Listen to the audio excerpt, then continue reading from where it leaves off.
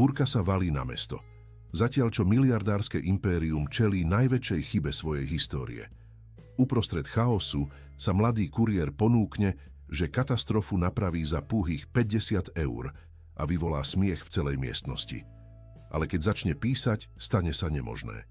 Každé slovo odhalí tajomstvo, na ktoré nikto nebol pripravený. Smiech utíchol, zavládlo ticho a všetci zistili, že 50 eur môže mať oveľa väčšiu hodnotu ako impérium.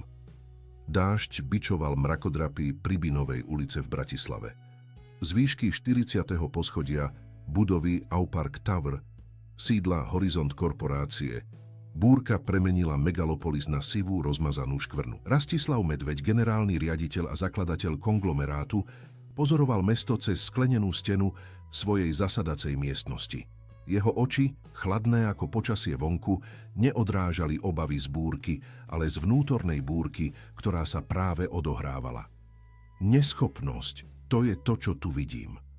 Rastislavov hlas sa ozval po priestrannej miestnosti, keď silno udrel pesťou do stola z čierneho mramoru. Zaplatili sme milióny za tento prekladový systém a vy mi poviete, že zlyhal práve teraz? 2 hodiny pred najdôležitejšou videokonferenciou roka? 15 prítomných inžinierov a manažérov držalo hlavy sklonené ako pokarhané deti. Na obrovskej obrazovke na stene sa kórejské znaky miešali so slovenčinou v preklade, ktorý bol očividne problematický. Dokument, ktorý mal byť prezentovaný manažérom Kimtech, kórejského technologického gigantu, bol prakticky nečitateľný. Môže mi niekto vysvetliť, prečo je náš návrh strategického partnerstva preložený ako podriadenie sa vašej imperiálnej moci? Rastislav ukázal na obrazovku, prst sa mu triasol od hnevu. A prečo je naša ponuka spoločného rozvoja preložená ako pokorne slúžime? Marek Olách, riaditeľ technológií, nervózne si upravil okuliare. Pane, systém zaznamenal systémovú chybu po včerajšej aktualizácii.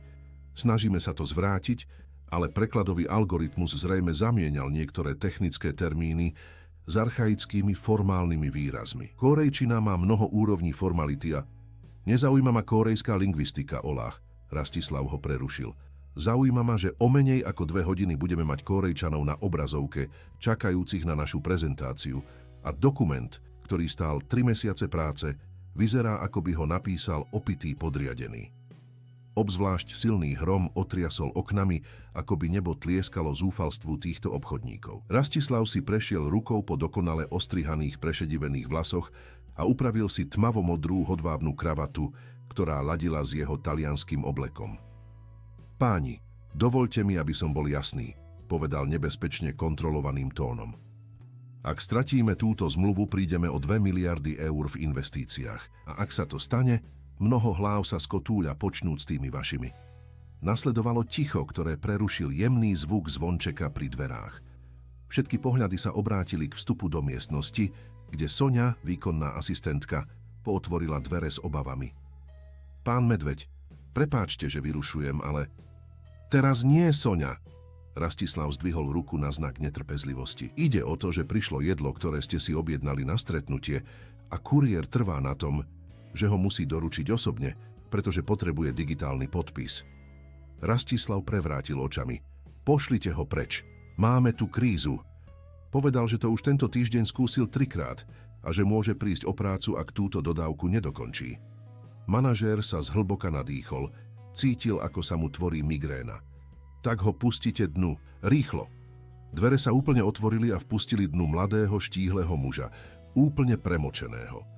Jeho červená uniforma kuriéra bola prilepená k telu a termotaška na chrbte kvapkala vodu na luxusný koberec. Mal nanajvýš 20 rokov, tmavé kučeravé vlasy prilepené k čelu dažďom a rozpačitý pohľad, keď si všimol vážnosť stretnutia, ktoré prerušil. Dobrý deň, povedal chlapec váhavo. Objednávka pre hlavnú zasadaciu miestnosť Horizont korporácie na meno Rastislav Medveď? Bezpečnostný pracovník pri dverách vykročil vpred, ale Rastislav mu gestom naznačil, aby ho pustil dnu. Položte to na pomocný stôl a choďte preč, chlapče. Sme zaneprázdnení. Mladík, ktorý mal preukaz s menom Lukáš Novák, nešikovne prešiel k bočnému stolu, zanechávajúc za sebou stopu vody. Keď položil obaly, jeho oči sa nevyhnutne upreli na obrovskú obrazovku, kde boli zobrazené kórejské znaky. Lukáš sa na okamih zastavil a zamračil sa. Jeho pohľad bol teraz upretý na obrazovku a na jeho tvári sa objavil výraz rozpoznania. Prepáčte, zamrmlal takmer pre seba. Toto je úplne zle. Marek Olách sa podráždene otočil. Čo? Čo ste povedali, chlapče? Lukáš prehltol, uvedomujúci, že hovoril príliš nahlas. Prepáčte, pane, ide o to, že tento preklad používa korejské honorifiká nesprávne. Miestnosťou sa rozhostilo neveriace ticho. Rastislav, ktorý si prezeral svoj mobil, pomaly zdvihol zrak. A odkedy kuriéri rozumejú kórejským honorifikám? Spýtal sa so sarkastickým úsmevom. Mladík sa intenzívne začervenal. Môj otec bol prekladateľ, pane. Špecialista na azijské jazyky. On ma toho veľa naučil. Manažéri si vymenili neveriace pohľady. Rastislav podišiel k Lukášovi a prezrel si ho od hlavy po pety. Lacnú, premočenú uniformu, ošúchané tenisky, pokorné držanie tela. Váš otec bol prekladateľ a vy rozvážate jedlo? Generálny riaditeľ sa krátko zasmial. Život má zvláštny zmysel pre humor však. Niektorí manažéri sa potichu zasmiali, skôr z povinnosti, než by im to prišlo skutočne vtipné. Lukáš neprejavil urážku. Namiesto toho vykročil vpred a pozrel sa priamo na obrazovku.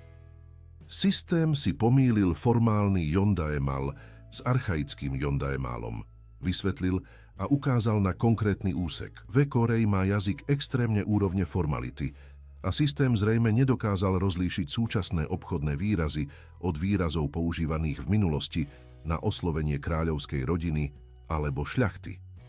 Inžinieri sa prekvapene pozreli na seba. Marek sa priblížil, zaujatý. Ako to viete? Môj otec pracoval 5 rokov v Soule, odpovedal Lukáš, teraz s väčšou sebadôverou. Prekladal oficiálne dokumenty a naučil ma veľa o kultúre a jazyku. Ja som vyrastal počúvajúc ho hovoriť korejsky doma. Rastislav si prekrížil ruky, v jeho pohľade sa miešal skepticizmus a zvedavosť.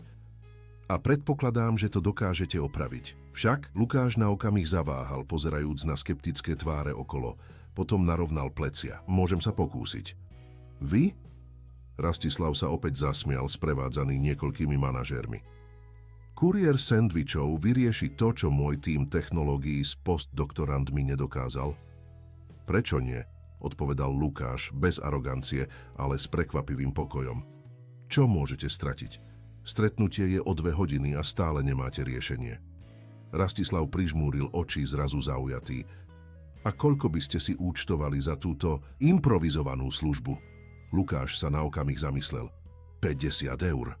Rastislavov smiech sa ozval po miestnosti, nasledovaný vynúteným smiechom manažérov. 50 eur. Za preklad miliardárskeho obchodného dokumentu? Chlapče, káva, ktorú tu pijeme, stojí viac ako to.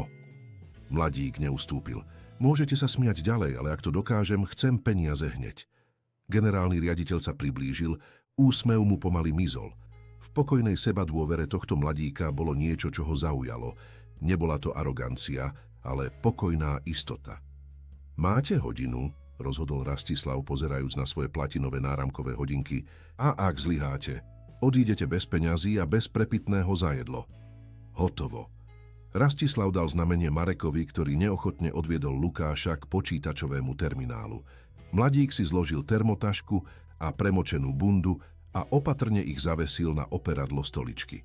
Z vnútorného vrecka vytiahol starý USB kľúč s viditeľnými známkami používania a vyblednutou etiketou s iniciálami AN. Je to USB kľúč môjho otca, vysvetlil, keď videl Marekove spochybňujúce pohľady.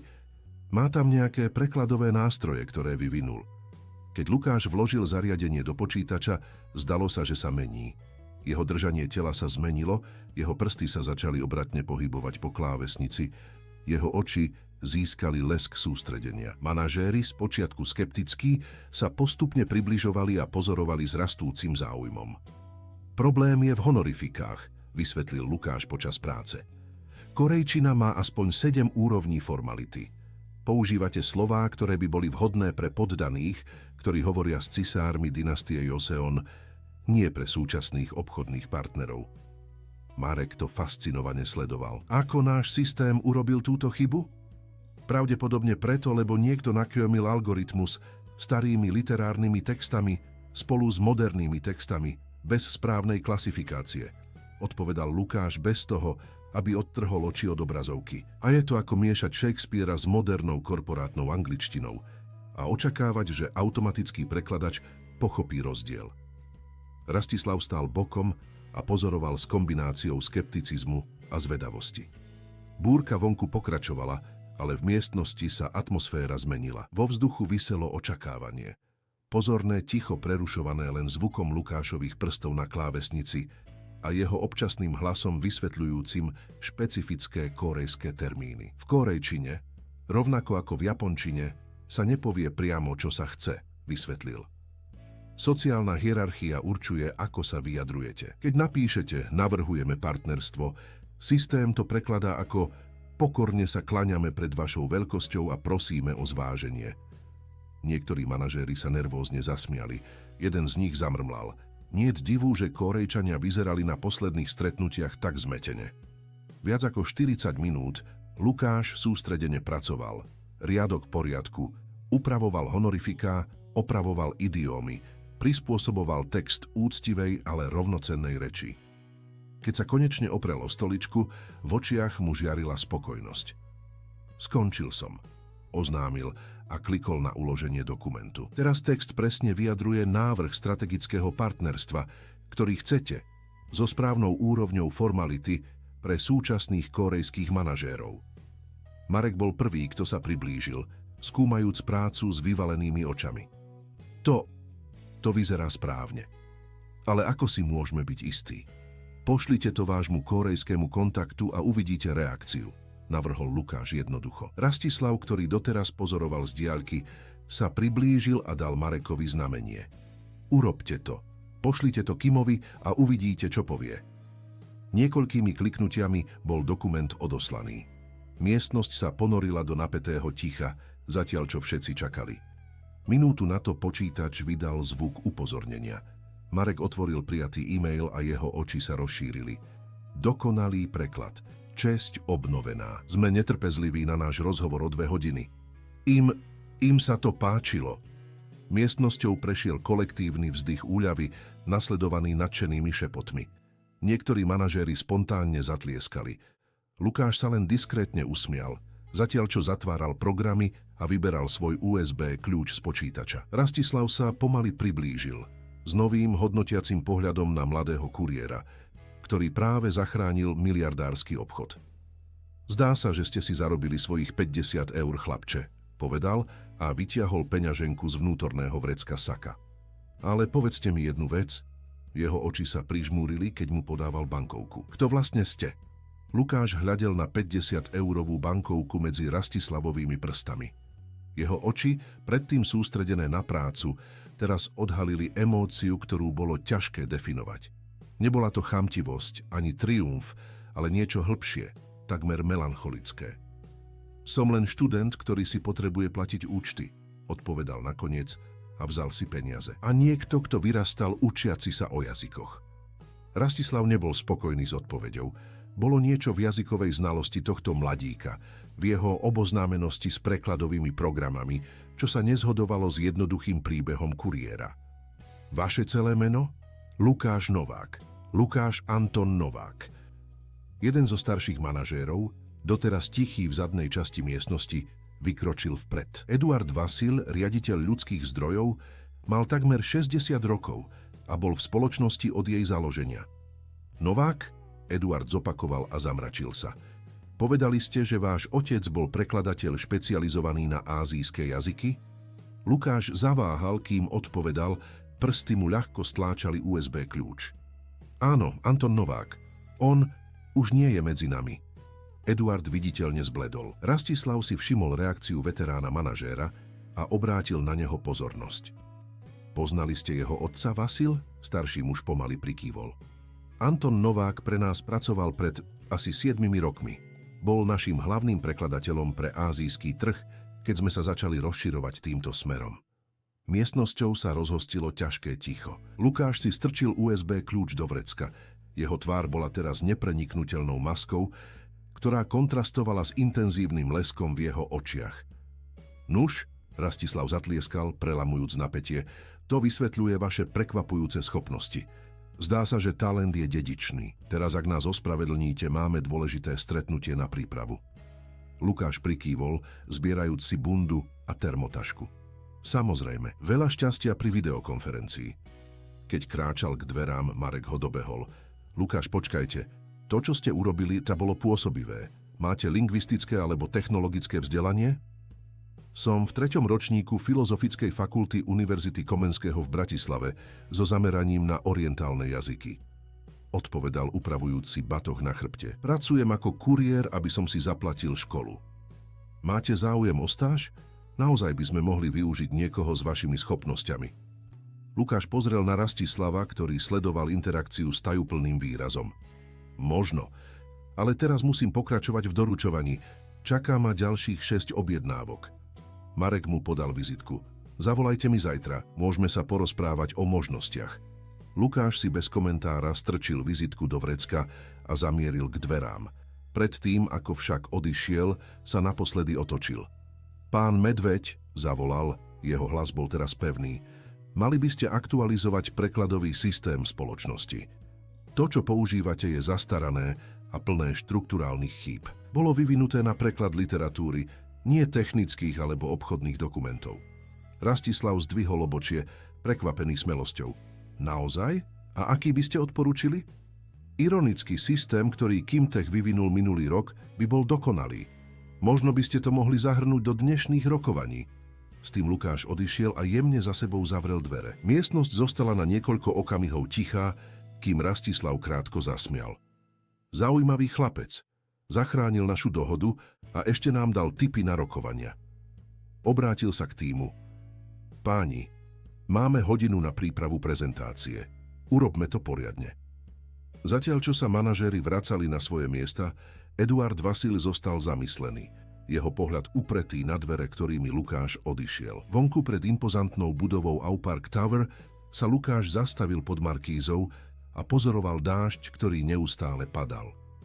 Ruka sa mu mierne triasla, keď si strčil 50-eurovú bankovku do peňaženky. Nebolo to pre peniaze, hoci ich zúfalo potreboval, ale pre potlačenú emóciu okamihu, ktorý práve prežil.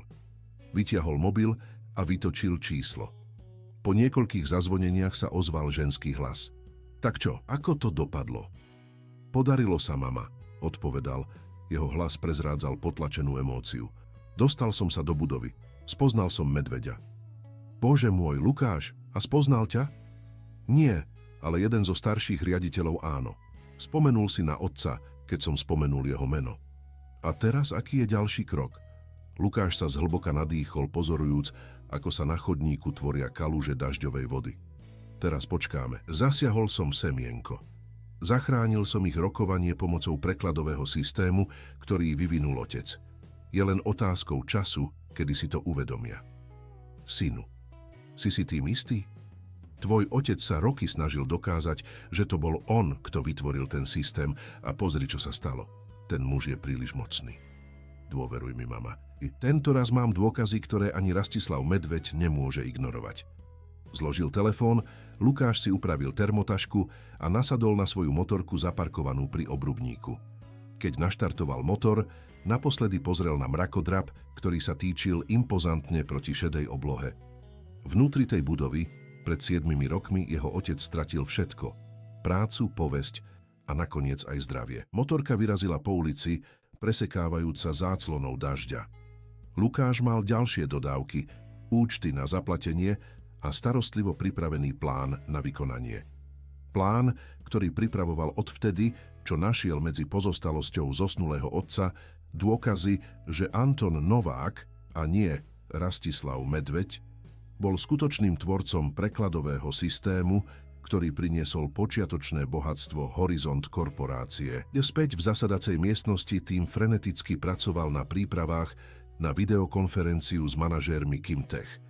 Dokument preložený Lukášom bol zahrnutý do prezentácie a inžinieri testovali pripojenie, aby sa uistili, že všetko bude fungovať perfektne. Rastislav bol však roztržitý.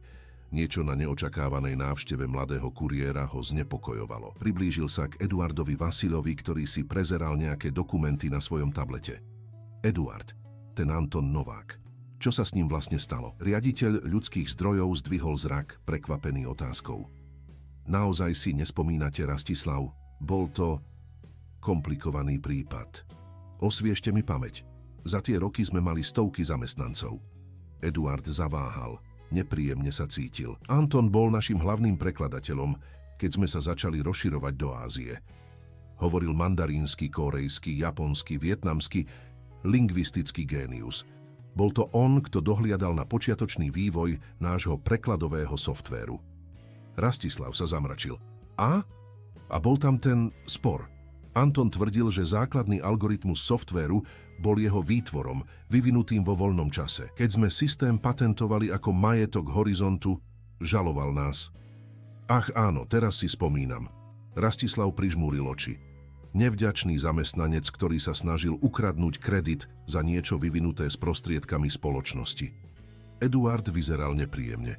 Nuž, prípad bol odložený, keď ochorel a nemohol pokračovať v procese. Odmietol prijať dohodu a nakoniec bol prepustený pre neposlušnosť. A teraz sa jeho syn objaví ako mágiou, presne v okamihu, keď náš prekladový systém zlyhá a vyrieši problém pomocou USB kľúča s otcovými nástrojmi. Rastislav urobil úvodzovky vo vzduchu, jeho tón bol teraz plný podozrenia. Nepríde vám to ako príliš veľká náhoda? Čo naznačujete? Že ten chlapec sabotoval náš systém? Rastislav pokrútil hlavou. Neviem, ale chcem, aby ste urobili jednu vec. Zistite všetko o tomto Lukášovi Novákovi. Chcem vedieť, kde študuje, kde býva, jeho akademickú históriu, či má záznam v registri trestov, všetko. A tiež, na okamih zaváhal, chcem, aby ste porovnali kód, ktorý dnes použil, s naším pôvodným systémom. Zistite, či existujú zhody. Eduard prikývol, prekvapený žiadosťou. To si vyžiada prístup k systémovým logom a histórii vývoja. Budem potrebovať Markovo povolenie. Budete ho mať. Chcem to mať včera. Zatiaľ, čo Eduard odchádzal, Rastislav sa opäť pozrel na búrku cez sklenenú stenu. Jeho kalkulatívna myseľ už kreslila scenáre a stratégie. Ak by ten mladý kuriér predstavoval akúkoľvek hrozbu, bol by pripravený. V malej garsonke v Ružinove Lukáš vošiel premočený a nechal termotašku pri dverách. Jednoizbový byt bol skromný, ale usporiadaný, s knihami naskladanými na provizórnych poličkách a malým oltárikom s fotkou usmievajúceho sa muža stredného veku, Antona Nováka, s hrubými okuliarmi a držiacim knihu s ázijskými znakmi. Prišiel som, otec, zamrmlal Lukáš k fotografii, ako to robil každý deň. Dnes som sa tam dostal. Použil som tvoj USB kľúč, tvoj systém, ani si to nevšimli. Vyzliekol si mokré oblečenie a obliekol si suché. Keď si pripravoval instantné rezance, znova mu zazvonil mobil. Bola to Júlia, jeho najlepšia kamarátka a kolegyňa z fakulty. Lu, kde si bol? Hľadala som ťa celý deň. V práci, Ju, rozvážky v daždi ako vždy. Cez tvoje sociálne siete. Koluje tam tvoj príspevok ako blázon. Lukáš sa zamračil, zmetený. O čom hovoríš? Nič som nepridával už týždne. Nepridal si to ty. Je to tvoje video z Horizont korporácie. Niekto ťa nahral, ako zachraňuješ miliónové rokovanie a pridal to. Už má viac ako 50 000 zhliadnutí. Lukášovi stuhla krv v žilách. Na rezance zabudol v hrnci, rýchlo otvoril prehliadač na mobile a vyhľadal svoje meno. Hneď našiel video. Niekto diskrétne nahral jeho vystúpenie v zasadacej miestnosti, od okamihu, keď vošiel ako kuriér, až po jeho vysvetlenie kórejských honorifik. Popis hovoril: kuriér z aplikácie poníži manažérov nadnárodnej spoločnosti a zachráni miliardový obchod. Toto nebolo v pláne, zamrmlal, cítiac, ako mu srdce zrýchľuje. Ju, musím zložiť, zavolám ti neskôr. Po skončení hovoru si Lukáš sadol na jedinú stoličku v byte, myseľ mu freneticky pracovala. Jeho stratégia zahrňala diskrétnosť, postupné priblíženie sa k spoločnosti, zbieranie dôkazov. Virálne video všetko zmenilo. Teraz bol odhalený, viditeľný. Rastislav Medveď to už určite vedel, alebo sa to čoskoro dozvie. Znova mu zazvonil mobil, neznáme číslo. Haló? Lukáš Novák? Mužský hlas na druhom konci znel profesionálne, odmerane. Áno, kto volá? Tu je Marek Oláh z Horizont Korporácie, dnes sme sa spoznali. Lukášovi vyschlo v krku. Áno, samozrejme, ako môžem pomôcť? Volám, aby som vám urobil návrh. Pán Rastislav Medveď bol ohromený vašimi schopnosťami a rád by sa s vami porozprával o možnej pozícii v našej spoločnosti. Mohli by sme si dohodnúť stretnutie zajtra o 10:00? Lukáš zavrel oči a zhlboka sa nadýchol. Bolo to príliš skoro, príliš rýchlo, ale tiež nebolo to presne to, čo chcel. Dostať sa do spoločnosti, získať prístup k systémom, k dôkazom, ktoré by dokázali, že jeho otec bol skutočným tvorcom softvéru, ktorý priniesol Medveďovi počiatočné bohatstvo? Budem tam, odpovedal nakoniec. Výborne, pošlem auto, aby vás vyzdvihlo. Aká je vaša adresa? Lukáš zaváhal. Netreba, prídem sám. Ako si želáte, požiadajte na recepcii, aby vás ohlásili. Rád vás osobne privítam. Keď sa hovor skončil, Lukáš zostal nehybný, hľadiac na fotku otca. Plán sa vyvíjal oveľa rýchlejšie, ako predpokladal. Bola to príležitosť áno, ale aj riziko. Rastislav Medveď nebol známy svojou štedrosťou ani odpustením. Ak by pojal podozrenie z Lukášových skutočných úmyslov, znova mu zazvonil mobil. Bola to jeho matka. Lukáš, videl si to video? Je to všade. Ako sa to stalo? Neviem, mama. Niekto v miestnosti to musel diskrétne nahrať. Mám obavy. Vieš, aký je ten muž pomstychtivý? Tvoj otec? Viem, jemne ju prerušil Lukáš. Ale je to aj príležitosť. Práve ma zavolali na stretnutie zajtra. Majú záujem ma zamestnať. Ticho na druhej strane linky. Synu, buď opatrný. Tvoj otec im raz dôveroval. Tento raz to bude iné. Mám USB kľúč, mám dôkazy. A teraz mám ich pozornosť. Lukáš sa znova pozrel na otcovú fotografiu. Je čas, aby spoznali skutočného syna Antona Nováka. Budova Aupark Tower vyzerala za ranného svetla ešte impozantnejšie. Slnko sa konečne objavilo po 3 dňoch neustálých dažďov a jeho lúče sa odrážali od dymových sklenených panelov, premieňajúc mrakodrap na žiarivý monolit proti modrej bratislavskej oblohe. Lukáš vyšiel po schodoch hlavného vchodu, oblečený v najlepších šatách, ktoré vlastnil, svetlomodrá košeľa, tmavé rifle a sako požičané od kolegu z fakulty. Nebol to kompletný manažerský oblek, ale bol na míle vzdialený od premočenej kurierskej uniformy z predošlého dňa.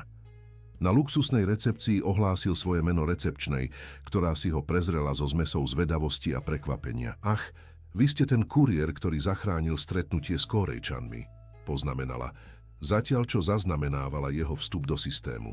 Všetci o tom hovoria. Lukáš sa len zdvorilo usmial. Nepríjemne sa cítil z neočakávaného uznania. Mám stretnutie s pánom Oláhom o 10:00. Áno, nechal pokyny. Môžete ísť rovno hore. Podala mu návštevnícky preukaz. 40. poschodie. Vo výťahu pre manažérov sa Lukáš niekoľkokrát zhlboka nadýchol, snažiac sa ovládnuť nervozitu. Vo vnútornom vrecku saka mu USB kľúč otca tiahol ako olovo, nielen kvôli dátam, ktoré obsahoval, ale kvôli emocionálnemu významu, že nesie odkaz Antona Nováka späť na miesto, kde bol uzurpovaný. Keď sa dvere otvorili na 40. poschodí, Marek Oláh ho už čakal na chodbe, široko sa usmievajúc. Lukáš, dochvíľný, to sa mi páči. Podal mu ruku na pevné stlačenie. Poďte so mnou. Rastislav sa s vami chce veľmi porozprávať. Keď kráčali elegantnými chodbami, Lukáš si všimol zvedavé pohľady zamestnancov. Niektorí si šepkali, keď prechádzali okolo, iní na neho otvorene hľadeli. Virálne video ho určite premenilo na malú korporátnu celebritu. Vaše video už prekročilo 200 000 zhliadnutí, poznamenal Marek, ako by čítal jeho myšlienky. Internet miluje príbehy obyčajných ľudí, ktorí prekonávajú expertov. Nemal som v úmysle stať sa správou, odpovedal Lukáš. Len som sa snažil pomôcť. A naozaj ste pomohli. Stretnutie s Kórejčanmi bolo úplným úspechom. Páčil sa im náš návrh a boli ohromení naším hlbokým rešpektom k ich kultúre. Marek sa zasmial. Ani netušia, že sme im takmer poslali ekvivalent feudálneho vyhlásenia o podriadenosti. Prišli do zasadacej miestnosti menšej ako tá z predošlého dňa, ale rovnako elegantnej. Rastislav Medveď tam už bol, spolu s Eduardom Vasilom a ženou, ktorú Lukáš nepoznal, pravdepodobne okolo 40-ky, s vlasmi stiahnutými do bezchybného drdola a dokonale padnúcim sivým oblekom. Rastislav vstal, keď ho uvidel, jeho vypočítavý úsmev nedosiahol k chladným očiam. Lukáš Novák, muž okamihu, gestom mu naznačil stoličku. Prosím, posaďte sa. Toto je Kristína Šťastná, naša právna riaditeľka. Lukáš pocítil mierny mráz, keď počul funkciu ženy. Prečo by právna riaditeľka bola prítomná na jednoduchom pracovnom pohovore? Podal si ruku s každým a posadil sa, udržiavajúc vzpriamené držanie tela a ruky prekrížené na stole. Pozícia, o ktorej jeho otec vždy hovoril, že preukazuje seba dôveru bez arogancie. Takže, začal Rastislav opierajúc sa o stoličku, zachránili ste nás včera. Predpokladám, že viete, že rokovanie s Kimtech bolo absolútnym úspechom. Som rád, že to počujem, odpovedal Lukáš zdvorilo. Marek mi povedal, že ste v 3. ročníku Filozofickej fakulty Univerzity Komenského v Bratislave. Pôsobivé zladiť vysokoškolské štúdium a prácu kuriéra. Rastislav sa naklonil dopredu, ale priznávam, že som zvedavý, ako sa syn prekladateľa nakoniec stane kuriérom, namiesto toho, aby kráčal v otcových šľapajach viac konvenčným spôsobom? Otázka mala ležérny tón, ale Lukáš za ňou cítil prieskum. Eduard Vasil vyzeral nepríjemne, zatiaľ čo Kristína ho pozorovala analytickým pohľadom. Môj otec zomrel pred 4 rokmi, odpovedal Lukáš, udržiavajúc hlas pevný. Dostali sme sa do ťažkej finančnej situácie. Moja matka pracuje ako zdravotná sestra a ja som musel prispievať na výdavky počas štúdia. Rozvážky ponúkajú flexibilný pracovný čas. Rastislav pomaly prikývol. Je mi ľúto vášho otca. Eduard mi povedal, že pracoval tu v Horizonte. Áno, 3 roky. A odišiel za komplikovaných okolností, ako som pochopil. Vzduch v miestnosti zrazu sťažkol. Lukáš si udržal pohľad upretý na Rastislava. Bol nespravodlivo prepustený po spochybnení duševného vlastníctva prekladového systému, ktorý pomohol vyvinúť. Kristína Šťastná si upravila sedenie, jej profesionálny výraz stvrdol. Rastislav sa však len usmial. Staré korporátne spory, stáva sa to aj v najlepších spoločnostiach. Ležérne mávol rukou. Ale sme tu, aby sme hovorili o vás, nie o minulosti. Vaše prekladateľské schopnosti sú pozoruhodné a myslím si, že by sme mohli ponúknuť niečo lepšie, ako rozvážať hamburgery v daždi. Lukáš cítil, ako mu srdce zrýchľuje. Dostával sa na územie, ktoré si želal, ale musel byť opatrný. Čo presne navrhujete? Marek prehovoril. Radi by sme vám na začiatok ponúkli platenú stáž v oddelení technológií, so zameraním na prekladateľský tím. Bolo by to na čiastočný úväzok, aby ste mohli pokračovať v štúdiu. Plat by bol 3 000 eur mesačne plus benefity. Lukáš sa takmer zadusil. Bolo to viac, ako zarobil za 3 mesiace ako kuriér, pracujúc 6 dní v týždni. A po stáži? Spýtal sa, udržiavajúc si pokoj. Ak všetko pôjde dobre, trvalé zamestnanie, odpovedal Rastislav. Počiatočný plat 6 000, kariérny plán, možnosť dokončiť štúdium s našim firemným štipendiom. Pre výnimočné talenty v Horizonte je nebo limit. Bola to lákavá ponuka. Presne ten typ príležitosti, o ktorej jeho otec vždy sníval pre neho. Ten typ ponuky, ktorý by mohol zmeniť život jeho rodiny. A čo je dôležitejšie, poskytla by mu priamy prístup k interným systémom spoločnosti, k dôkazom, ktoré potreboval zhromaždiť. Znie to zaujímavo, odpovedal opatrne. Ale mám otázku. Pracoval by som konkrétne s prekladovým systémom, ktorý som včera použil na opravu kórejského dokumentu? Rastislav a Marek si rýchlo vymenili pohľad, odpovedal Eduard. Vlastne sme uvažovali o využití vašich jazykových znalostí pre ďalšiu generáciu systému. Súčasný je, no ako ste sám povedali, je zastaraný. Rozumiem. A kto vyvinul súčasný systém? Miestnosťou sa rozhostilo nepríjemné ticho. Rastislav si odkašľal. Bolo to spoločné úsilie nášho technologického tímu pred niekoľkými rokmi. Lukáš pomaly prikývol, cítiac, ako napätie rastie. Nástroje, ktoré som včera použil z USB kľúča môjho otca, sa zdajú byť neuveriteľne podobné architektúre vášho systému.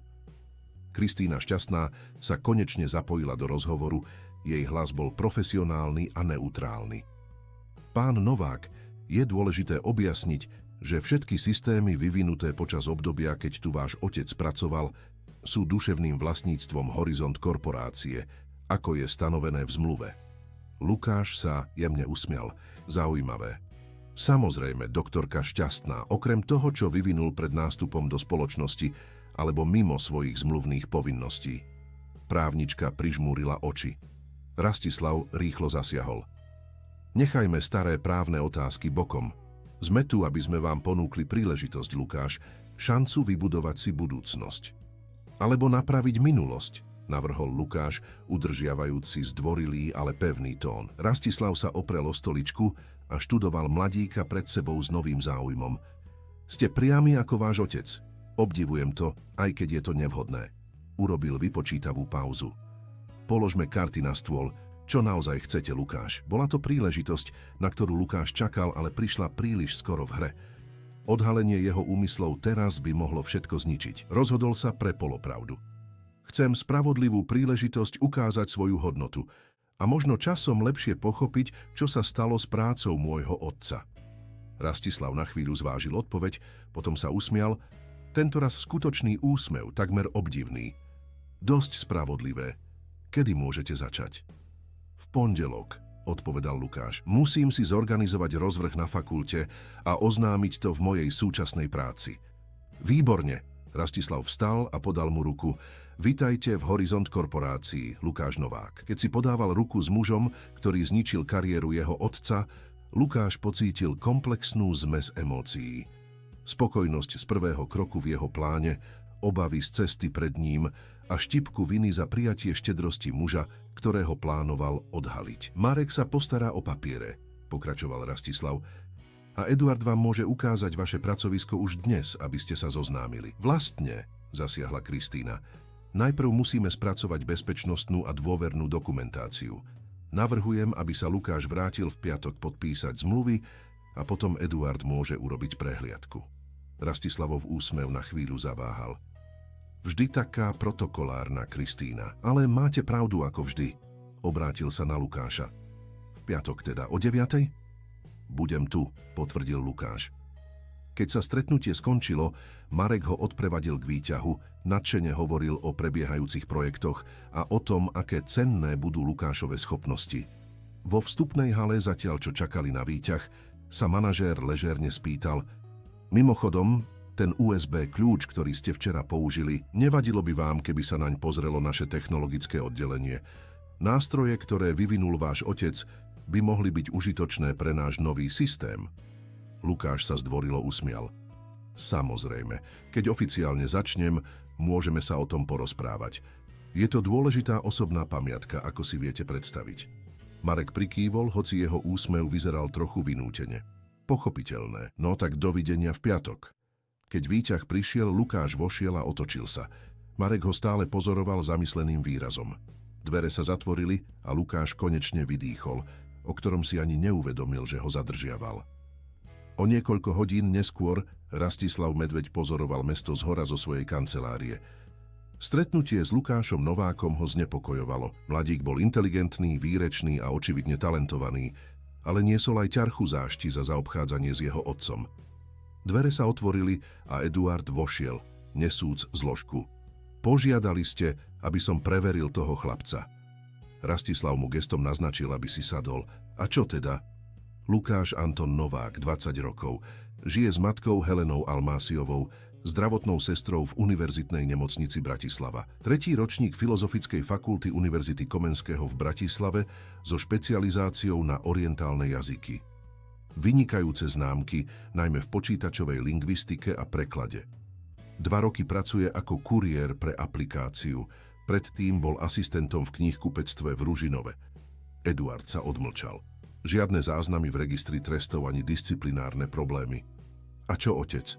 Eduard vyzeral nepríjemne. Anton Novák zomrel pred 4 rokmi na infarkt. Potom, čo odišiel z Horizontu, pracoval ako prekladateľ na voľnej nohe, ale zrejme nezískal významných klientov.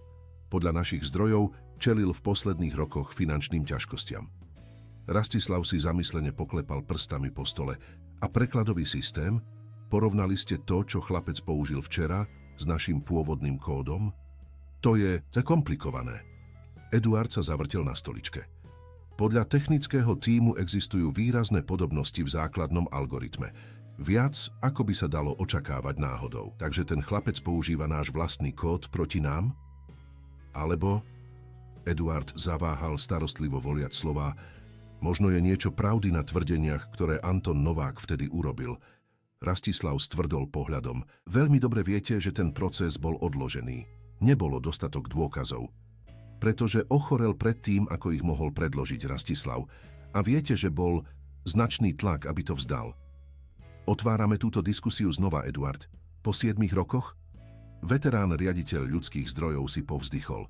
Len naznačujem, že možno syn našiel niečo medzi otcovými vecami. Niečo, čo by mohlo skomplikovať právnu situáciu duševného vlastníctva systému. Rastislav opäť prešiel k oknu, ruky prekrížené za chrbtom. Preto som ho zamestnal. Je lepšie mať ho v spoločnosti, kde ho môžeme monitorovať, ako tam vonku, kde si plánuje Boh vie čo. A čo ak zbiera dôkazy pre nový proces? Potom to budeme vedieť skôr, ako ich bude môcť použiť. Rastislav sa otočil, jeho výraz bol odhodlaný. Chcem, aby ste ho sledovali, Eduard. Buďte priateľskí, získajte si jeho dôveru. Zistite, čo naozaj zamýšľa. A čo ak naozaj má dôkazy, že systém vytvoril jeho otec? Rastislav sa chladne usmial. Potom budeme musieť presvedčiť ho, že najlepšie pre všetkých je udržať túto informáciu súkromnú. Eduard sa zamračil. Ako? Videli ste, ako žije, čoho sa vzdal, aby uživil matku. Každý muž má svoju cenu, Eduard. Len musíme zistiť, aká je cena Lukáša Nováka. Urobil pauzu. Pokiaľ nie je ako jeho otec, tvrdohlavo čestný až do konca. A čo ak je? Rastislavov úsmev zmizol. Potom budeme mať problém. A viete, ako riešim problémy. Eduard pomaly prikývol a odišiel, nechávajúc Rastislava o samote s jeho myšlienkami a panoramatickým výhľadom na mesto, ktoré sa z takej výšky zdalo byť len šachovnicou, kde sa figurky mohli pohybovať podľa jeho ľubovôle. V malom byte v Ružinove Lukáš sedel pred svojím notebookom s pripojeným USB kľúčom. Na obrazovke boli riadky kódu a dokumenty usporiadané do priečinkov, všetko starostlivo katalogizované jeho otcom pred rokmi. Zazvonil mu mobil. Bola to Júlia. Tak čo, ako dopadol pohovor? Dostal som stáž, odpovedal Lukáš, bez toho, aby odtrhol oči od obrazovky. Začínam v pondelok. To je úžasné, Lou. Predstav si, z kuriéra na stážistu v nadnárodnej spoločnosti zo dňa na deň. Platí ti dobre? 3000 eur mesačne. Júlia zapískala. Do keľu. To je viac, ako zarába veľa ľudí s ukončeným vzdelaním. Musíš byť v oblakoch. Lukáš zaváhal. Je to komplikované, Jú. Prečo? Je to predsa tá firma, ktorá zničila tvojho otca však? Chápem váhanie, ale možno je to šanca na nový začiatok? Očistiť jeho meno zvnútra? Možno. Lukáš otvoril konkrétny dokument. Pôvodný záznam vývoja prekladového systému s dátumami, časmi a digitálnymi podpismi, ktoré dokazovali, že jeho otec vytvoril základný algoritmus dávno predtým, ako nastúpil do Horizontu. Alebo možno je čas, aby vyšla najavo pravda. Lu, nechystáš sa urobiť niečo hlúpe, však? Ten chlap je miliardár. Má drahých právnikov. Neboj sa, mám plán. Lukáš zatvoril notebook. A teraz mám priamy prístup do spoločnosti. Po zložení hovoru Lukáš prešiel k malému oltáriku s otcovou fotografiou. Anton Novák sa usmieval z fotografie, netušiac, že roky po jeho smrti bude systém, ktorý vytvoril a ktorý mu bol ukradnutý, stále používaný, generujúc milióny pre spoločnosť, ktorá ho odhodila ako nepohodlného. Sľúbil som, otec, zamrmlal Lukáš, dotýkajúc sa fotografie. Sľúbil som, že tvoje meno bude očistené, že všetci spoznajú pravdu. A teraz mám šancu splniť ten sľub. Opatrne si strčil USB kľúč do vrecka a pripravil sa spať. Nasledujúce dni budú kľúčové. Rastislav Medveď ho pozval do svojej domény, mysliac si, že má všetko pod kontrolou. Netušil, že vpustil trojského koňa. Prvý týždeň Lukáša v Horizont korporácii prebehol ako zvláštny sen. Mladík, ktorý pred 10 dňami rozvážal jedlo v daždi, teraz obsadil pracovnú stanicu na 38. poschodí s výhľadom na mesto, s najmodernejším počítačom a firemným preukazom zaveseným na krku. Tým technologického vývoja ho prijal so zmesou zvedavosti a rešpektu. Virálne video, ktoré zachytilo jeho chvíľu slávy, premenilo Lukáša na malú celebritu v rámci spoločnosti. Niektorí sa k nemu správali s úprimným obdivom. Iní, najmä starší inžinieri, s len čiastočne skrytým skepticizmom. Karol Rímsky, technický líder prekladateľského tímu, bol jedným z týchto skeptikov. Muž okolo 50-ky, s hrubými okuliarmi a vždy rozcuchanými prešedivenými vlasmi, pozoroval Lukáša s intenzitou vedca študujúceho vzácny exemplár. Takže kórejčinu ste sa naučili od otca? Spýtal sa Karol počas obeda vo firemnej jedálni, štvrtý deň Lukášovho pôsobenia v spoločnosti. Áno, bol plynulý v 5 ázijských jazykoch. A vy? Lukáš skromne pokrčil plecami. Len 3. Kórejčina, mandarínčina a trochu japončiny. Karol pomaly prikývol. Pôsobivé pre tak mladého človeka. A čo tie prekladové nástroje, ktoré ste v ten deň použili? Boli naozaj pokročilé. Lukáš si všimol prieskum maskovaný ako bežná konverzácia. Cítil známu váhu USB kľúča vo vrecku, nikdy ho nenechal za sebou, vždy ho nosil pri sebe ako akýsi talizman. Základné nástroje, ktoré môj otec vyvinul pre svoju prácu na voľnej nohe, odpovedal opatrne, nič príliš sofistikované. Napriek tomu dokázali opraviť problémy, ktoré náš 15-miliónový systém nedokázal detegovať. Karol sa bez humoru usmial. Zaujímavé však? Technológia nie je vždy o tom, koľko stojí, ale o tom, ako dobre bola navrhnutá, odpovedal Lukáš jemne, udržiavajúc pohľad staršieho inžiniera. Medzi nimi zavládlo významné ticho. Karol sa chystal povedať niečo viac, keď sa k stolu priblížil Marek Olách, usmievavý ako vždy. Ako sa má náš nový prekladateľský génius? Spýtal sa veselo a potľapkal Lukáša po ramene. Dobre sa adaptuje? Perfektne, odpovedal Lukáš vďačný za prerušenie. Výborne, Rastislav vás chce vidieť o 2:00, v jeho kancelárii. Karol zdvihol obočie, očividne prekvapený. Sám Rastislav?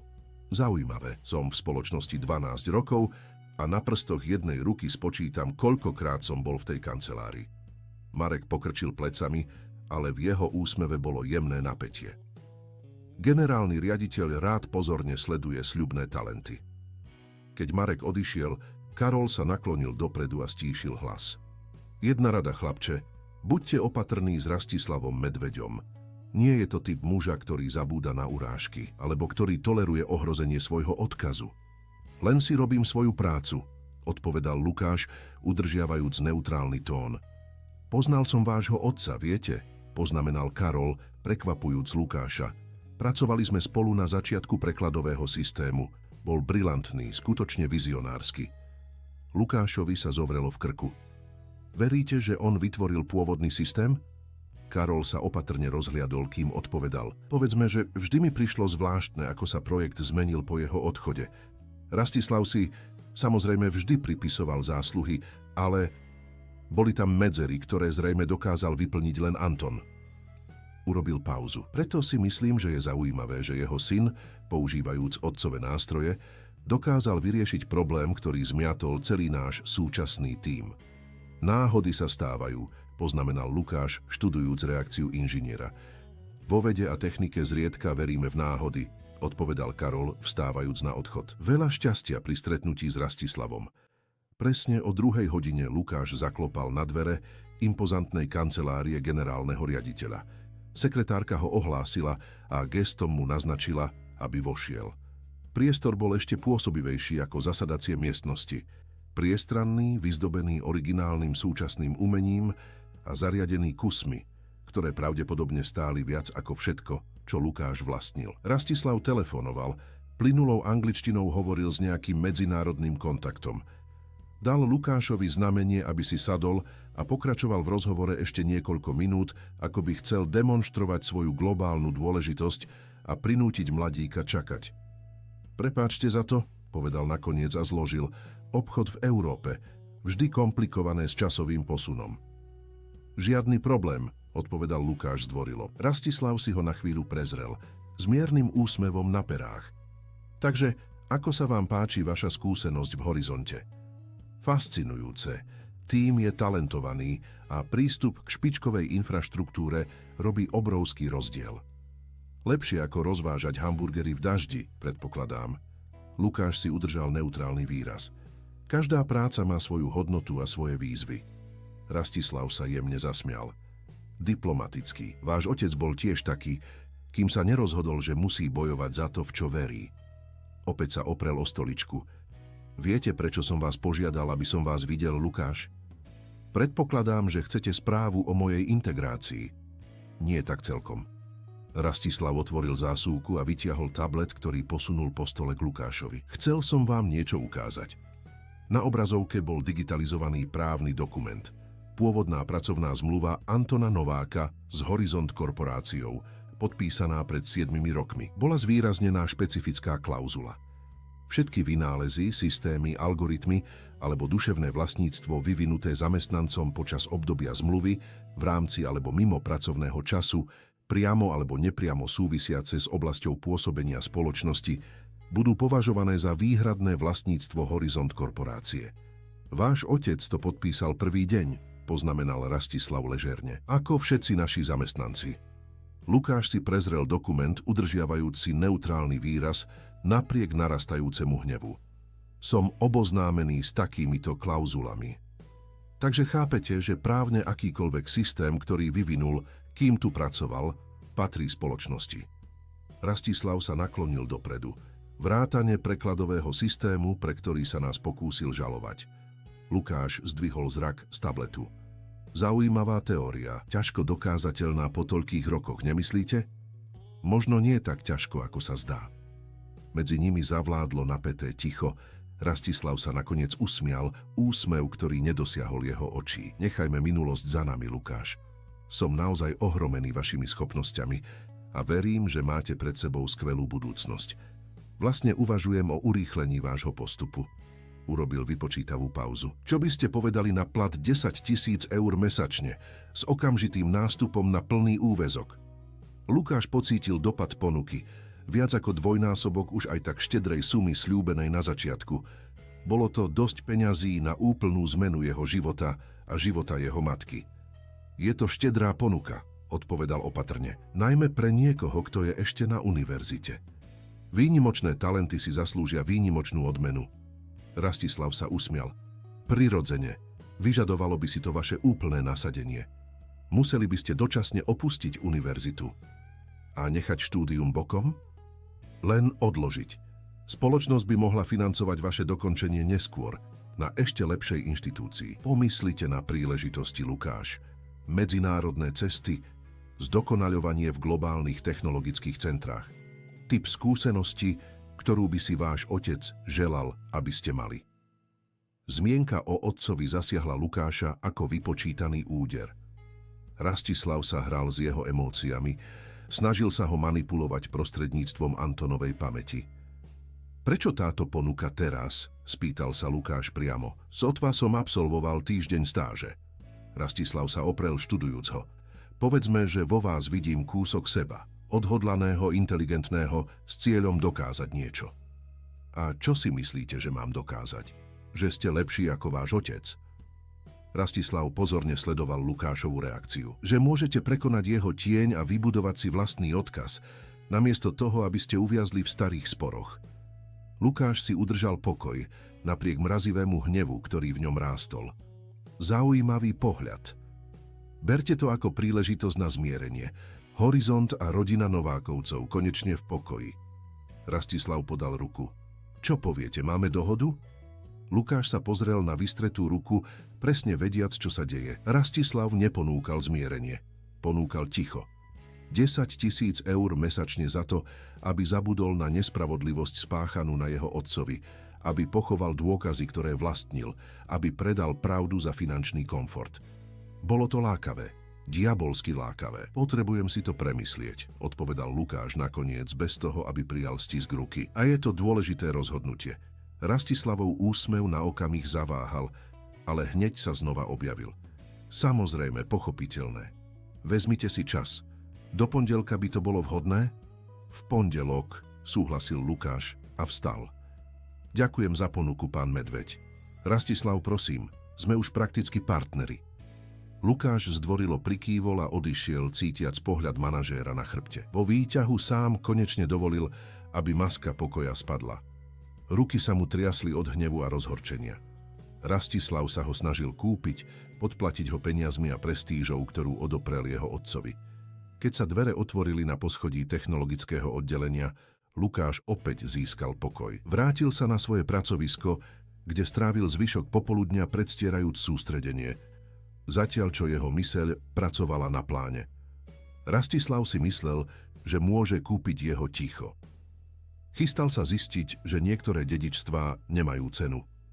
Na konci pracovného dňa, zatiaľ čo väčšina zamestnancov odchádzala, Lukáš zostal na svojom mieste, zdanlivo sústredený na správu o pokroku. V skutočnosti čakal na správny okamih, aby vykonal ďalšiu fázu svojho plánu. Karol Rímsky sa objavil pri jeho stole, už oblečený do kabáta na odchod. Pracujete dlho v prvom mesiaci? Opatrne. Začnú to očakávať vždy. Lukáš sa usmial. Len dokončujem nejaké analýzy.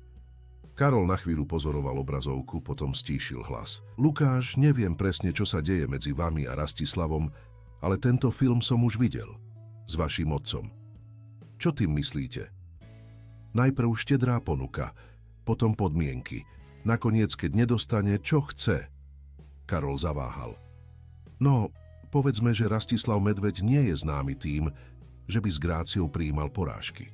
Lukášovi prešiel mráz po chrbte. Myslíte, že som v nebezpečenstve? Fyzicky nie, ak sa na to pýtate. Rastislav je všeličo, ale nie je to zločinec. Karol si nervózne upravil okuliare. Ale vaša povesť, vaša kariéra, vaše budúce príležitosti, to všetko môže zmiznúť s jedným jeho telefonátom. Ako sa to stalo s mojím otcom? Karol vážne prikývol. Anton bol brilantný, ale naivný. Veril, že pravda sa presadí sama. Neuvedomil si, že v tomto svete pravda potrebuje moc, aby bola vypočutá. A vy čomu veríte? Starší inžinier sa zdalo, že sa nad otázkou hlboko zamyslel. Verím, že váš otec si zaslúžil viac, ako dostal, a že hráte nebezpečnú hru. Položil Lukášovi ruku na rameno. Nech už je váš plán akýkoľvek. Buďte opatrní. A vedzte, že nie všetci tu sú lojálni Rastislavovi. S tým sa Karol vzdialil, nechávajúc Lukáša s jeho myšlienkami. Rozhovor potvrdil jeho podozrenia. V spoločnosti boli aj iní, ktorí poznali pravdu o prekladovom systéme. Ľudia, ktorí by mohli potvrdiť otcov príbeh, keby mali odvahu prehovoriť. Keď sa oddelenie konečne vyprázdnilo, Lukáš čakal ďalších 15 minút, kým začal konať. Rýchlymi a presnými pohybmi vložil svoj USB kľúč do počítača a spustil malý program, ktorý jeho otec vyvinul pred rokmi. Diagnostický nástroj, ktorý dokázal analyzovať architektúru softvérových systémov a identifikovať štrukturálne vzory. Ak by dokázal, že súčasný systém Horizontu zdieľa základnú štruktúru otcovho pôvodného algoritmu vyvinutého pred jeho nástupom do spoločnosti, mal by konkrétny dôkaz o neoprávnenom privlastnení. Program začal prehľadávať interné systémy, porovnávajúc štruktúry kódu, programovacie vzory, digitálne podpisy. Akákoľvek zhoda by bola zdokumentovaná a datovaná, čím by sa vytvoril digitálny forenzný záznam. Lukáš sledoval dvere, zatiaľ čo program pracoval. To, čo robil, nebolo celkom nezákonné. Ako zamestnanec oddelenia mal legitímny prístup ku kódu, ale jeho úmysly by určite neboli oceňované vedením. Po 20 napätých minútach program dokončil svoju analýzu. Lukáš rýchlo prehodnotil výsledky, na jeho tvári sa objavil úsmev spokojnosti. Dôkazy boli jasné a nespochybniteľné. Jadro prekladového systému Horizontu bolo prakticky totožné s prototypom, ktorý jeho otec vyvinul 2 roky pred nástupom do spoločnosti. Digitálne odtlačky boli všade. Špecifické štruktúry kódu, komentáre v konkrétnom štýle, Dokonca aj niektoré názvy premenných boli rovnaké. Dôležitejšie je, že program identifikoval metadáta v najstarších systémových súboroch, ktoré obsahovali dátumy a digitálny podpis Antona Nováka. Lukáš skopíroval všetky dôkazy na svoj USB kľúč, starostlivo vymazal svoje stopy zo systému a pripravil sa na odchod. Keď vypínal počítač, hlas za ním ho takmer prekvapil. Pracujete dlho, pán Novák? Lukáš sa otočil, srdce mu búšilo, aby našiel Eduarda Vasila stojaceho niekoľko metrov od neho, pozorujúceho ho s neutrálnym výrazom. Len dokončujem nejaké správy, odpovedal Lukáš, snažiac sa udržať pokojný hlas, zatiaľ čo diskrétne vybral USB kľúč a strčil si ho do vrecka. Eduard pomaly prikývol. Obdivuhodná oddanosť. Váš otec bol tiež taký. Prvý prichádzal, posledný odchádzal. Lukáš dokončil usporiadanie svojho stola, udržiavajúci ležerný tón. Pracovali ste s ním priamo? Takmer 3 roky. Bol som vtedy riaditeľom ľudských zdrojov, ako som aj teraz. Eduard sa priblížil, jeho výraz zjemnel. Bol to pozoruhodný muž, tvrdohlavý, ale brilantný. Hovoril o vás dobre, Lukáš klamal, testujúc reakciu manažéra. Povedal, že ste boli jedným z mála, ktorí sa k nemu správali s rešpektom. Eduard vyzeral úprimne dojatý. Snažil som sa mediovať spor, viete, keď začali problémy s duševným vlastníctvom systému. Navrhol som dohodu, spoločné uznanie. Ťažko si povzdychol. Rastislav odmietol. Povedal, že je to buď všetko, alebo nič. Lukáš pocítil nával nádeje. Tu bol potenciálny spojenec, niekto s privilegovanými informáciami a zrejme so zmyslom pre spravodlivosť. Prečo mi to hovoríte? Eduard na chvíľu študoval Lukáša, ako by posudzoval, nakoľko mu môže dôverovať. Rastislav ma požiadal, aby som vás sledoval. On je znepokojený vašimi skutočnými úmyslami v spoločnosti. Lukáš si udržal pohľad na veteránovi manažérovi. A čo si myslíte, aké sú moje skutočné úmysly? Myslím, že chcete spravodlivosť pre svojho otca. Eduard urobil významnú pauzu. Otázka znie, akú cenu ste ochotní za ňu zaplatiť? Čo tým myslíte? Rastislav vám dnes ponúkol 10 000 mesačne. Štedrá ponuka pre študenta. Ako to viete? Viem veľa o tom, čo sa deje v tejto spoločnosti, Lukáš. Je to moja práca. Eduard si prekrížil ruky. Čo urobíte? Príjmete peniaze a zabudnete na minulosť, alebo budete pokračovať vo svojom vyšetrovaní? Lukáš si uvedomil kritický okamih, v ktorom sa nachádzal. Eduard mohol byť cenným spojencom alebo Rastislavovým špiónom, ktorý by hlásil každé jeho slovo. Rozhodol sa riskovať polopravdu. Stále zvažujem ponuku. Sú to veľké peniaze. Eduard pomaly prikývol. Áno, sú. Viac ako váš otec kedy zarobil tu. Otočil sa na odchod, ale zastavil sa pri dverách. Len jedna rada, Lukáš. Nech už je vaše rozhodnutie akékoľvek. Uistite sa, že s ním dokážete žiť po zvyšok života. Keď Eduard konečne odišiel, Lukáš vydýchol, ktorý zadržiaval. Stretnutie ho znepokojilo a prinieslo ešte viac otázok. Cítil riaditeľ ľudských zdrojov skutočne súcit s jeho vecou, alebo len skúmal jeho úmysly pre Rastislava? Jedna vec bola istá. Hra sa stávala zložitejšou a nebezpečnejšou. Lukáš sa dotkol USB kľúča vo vrecku, ktorý teraz niesol nielen spomienky na jeho otca, ale aj konkrétne dôkazy o korporátnej nespravodlivosti, ktorá by mohla otriasť základmi Horizont korporácie. Otázka, ktorá ho prenasledovala, keď opúšťal budovu a vstupoval do Bratislavskej noci, bola tá istá, ktorú mu položil Eduard. Akú cenu bol ochotný zaplatiť za spravodlivosť? Víkend prebehol pre Lukáša v víre emócií. Každá hodina, ktorá uplynula, ho približovala k rozhodnutiu, ktoré musel urobiť v pondelok. Prijať Rastislavovú štedrú ponuku a pochovať minulosť, alebo pokračovať vo svojom pláne spravodlivosti pre otca so všetkými rizikami, ktoré to so sebou prinášalo. V nedeľu večer, sediac pri stole v malej kuchyni bytu, ktorý zdieľal s matkou, Lukáš konečne zdieľal všetky podrobnosti svojho objavu. Mám definitívny dôkaz, mama, povedal, otvoril notebook a ukázal súbory extrahované zo systému Horizontu. Ich prekladový systém používa algoritmus, ktorý otec vyvinul ešte predtým, ako nastúpil do spoločnosti. Všetko je tu. Digitálne podpisy, dátumy, metadáta, ktoré dokazujú chronológiu dokonca aj interná korešpondencia, ktorá ukazuje, že niektorí manažéri vedeli o skutočnom autorstve. Helena Almásiová, žena po 40-tke, ktorej tvár si napriek známkam únavy a starostí stále zachovávala črty mladistvej krásy, si s obavami prezerala obrazovku. A čo s tým mienite urobiť? Rastislav Medveď má tým drahých právnikov a vplyv všade. Ale nemá pravdu na svojej strane. Lukáš zatvoril notebook. A teraz to môžeme dokázať. Helena si povzdychla, prešla si rukou po prešedivených vlasoch, ktoré sa jej začali objavovať na spánkoch. Váš otec si to tiež myslel, Lukáš. Myslel si, že pravda sa presadí sama. Rozdiel je v tom, že otec ochorel predtým, ako mohol prípad dotiahnuť do konca. A nemal konkrétne dôkazy, ktoré mám teraz. A tento muž, tento Rastislav, vám ponúka 10 000 eur mesačne? Helena neveriacky pokrútila hlavou. To je viac, ako zarobím po 20 rokoch ako zdravotná sestra. Neponúka mi plat, mama. Ponúka mi úplatok. Lukáš vstal nepokojný.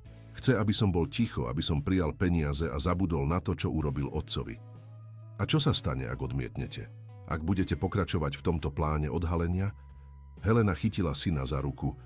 Ste brilantný, Lukáš. Vždy ste boli.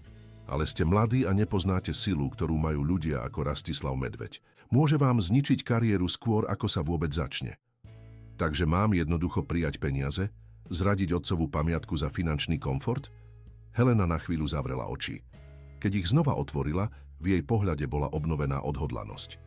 Váš otec by bol hrdý, keby videl muža, ktorým ste sa stali, Lukáš. Hrdý na vašu integritu, na vašu odvahu. Silnejšie stisla synovú ruku. Nech už je vaše rozhodnutie akékoľvek, budem pri vás. Len vás prosím, aby ste boli opatrní. Rastislav Medveď nie je typ nepriateľa, ktorému sa treba postaviť priamo. Lukáš prikývol, cítiac váhu rozhodnutia na svojich pleciach. Mám plán, mama, nie je to priame konfrontovanie s ním, ale odhalenie pravdy spôsobom, ktorý nemôže kontrolovať ani poprieť. Ako? Lukáš na okamih zaváhal, potom sa rozhodol zdieľať. Pamätáte si to virálne video? Bol to len začiatok. Ľudia milujú príbehy Dávida proti Goliášovi, mladého kuriéra, ktorý zachránil miliardársky obchod. Predstavte si, keď sa dozvedia, že ten istý mladík je synom skutočného tvorcu systému. Nespravodlivo zaobchádzaného a odvrhnutého tou istou spoločnosťou. Helena zbledla. Chcete to zverejniť? Na internete? So všetkými dôkazmi zdokumentovanými a overiteľnými. Nielen obvinenia, ale konkrétne dôkazy. Lukáš opäť otvoril notebook, ukazujúc dokument, ktorý pripravil cez víkend. Podrobné vysvetlenie príbehu od počiatočného vývoja systému Antonom cez neoprávnené privlastnenie Rastislavom až po súčasný okamih. Je to nebezpečné, synu. Nebezpečnejšie je nechať ľudí ako Rastislav, aby naďalej kradli prácu a sny iných bez následkov. Helena dlho pozorovala syna, rozpoznávajúc v ňom rovnakú tvrdohlavú odhodlanosť, ktorú tak obdivovala u Antona. Váš otec zvykol hovoriť, že existujú dva typy odvahy, poznamenala jemne. Impulzívna odvaha, ktorá nás prinúti skočiť do niečoho bez ohľadu na následky, a strategická odvaha, ktorá nás prinúti vypočítať riziká a napriek tomu pokračovať, ale cestou, ktorá ponúka najlepšie šance na úspech. Lukáš sa usmial, rozpoznávajúc múdrosť otcových slov, sprostredkovaných matkou. A ktorú si myslíte, že teraz prejavujem? To ukáže len čas. Helena vstala a poboskala syna na čelo. Len sľúbte, že budete opatrní. Už som stratila vášho otca v tomto boji. Nemôžem stratiť aj vás. Sľubujem, mama. Budem opatrný. Keď Helena odišla spať, Lukáš zostal pri stole a prehodnocoval svoj plán. Stratégia bola v jeho mysli jasná. Nepríjme Rastislavovú ponuku, ale ani sa s ním priamo nekonfrontuje. Namiesto toho zdieľa svoj príbeh a dôkazy s investigatívnou novinárkou, ktorá prejavila záujem po virálnom videu Martinou Farkašovou, známou svojimi reportážami o korporátnej etike a duševnom vlastníctve. Martina sa už predtým, pred niekoľkými dňami, skontaktovala zaujatá príbehom kuriéra, ktorý ovládal archaickú kórejčinu. Lukáš sa spočiatku vyhýbal podrobnostiam, ale teraz v nej videl ideálny kanál na odhalenie pravdy spôsobom, ktorý Rastislav nemohol jednoducho potlačiť. S obnovenou odhodlanosťou Lukáš poslal novinárke e-mail so žiadosťou o stretnutie čo najskôr. Odpoveď prišla takmer okamžite. Bola k dispozícii nasledujúce ráno ešte predtým, ako Lukáš musel dať Rastislavovi odpoveď. Plán bol v pohybe. Nasledujúce ráno sa Lukáš stretol s Martinou Farkašovou v diskrétnej kaviarni v centre mesta, ďaleko od bdelých očí Horizont korporácie. Novinárka, žena okolo 30-ky s ostrými očami a sebavedomým držaním tela, pozorne počúvala, zatiaľ čo on rozprával celý príbeh, od priekopníckej práce jeho otca na prekladovom systéme až po nedávnu Rastislavovú ponuku. Všetko je tu. Pôvodný kód vyvinutý mojím otcom predtým, ako nastúpil do Horizontu, porovnania so súčasným systémom spoločnosti, záznamy dátumov a metadáta, ktoré dokazujú chronológiu, dokonca aj interná korešpondencia, ktorá ukazuje, že niektorí manažéri vedeli o skutočnom autorstve. Martina vložila USB kľúč do svojho notebooku a rýchlo si prezrela súbory, jej oči sa rozšírili, keď absorbovala rozsah dôkazov. A máte konkrétne dôkazy týchto tvrdení? Spýtala sa, keď Lukáš dokončil svoj príbeh. Lukáš prikývol a podal jej USB kľúč. Toto je mimoriadne, Lukáš. Kompletný príbeh neoprávneného privlastnenia duševného vlastníctva, zdokumentovaný do detailov. Pozrela na mladíka s novým obdivom. Prečo prichádzate za mnou? Mohli by ste to vziať priamo k právnikom, žalovať Horizont o milióny. A čeliť rokom súdnych bitiek proti korporátnemu právnemu tímu, ktorý by pravdepodobne dokázal prípad ťahať, kým by to už nestálo za to? Lukáš pokrútil hlavou. Môj otec sa pokúsil touto cestou. Ochorel počas procesu a nakoniec stratil všetko. Prácu, povesť, nakoniec aj zdravie. Nechcem spravodlivosť len na súdoch. Chcem spravodlivosť na súde verejnej mienky. Rozumiem.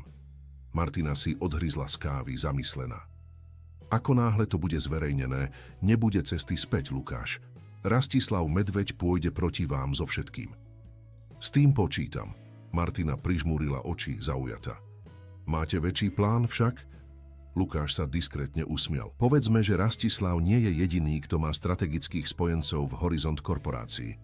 Karol Rímsky? Eduard Vasil? Spýtala sa Martina, demonštrujúc svoje znalosti o štruktúre spoločnosti.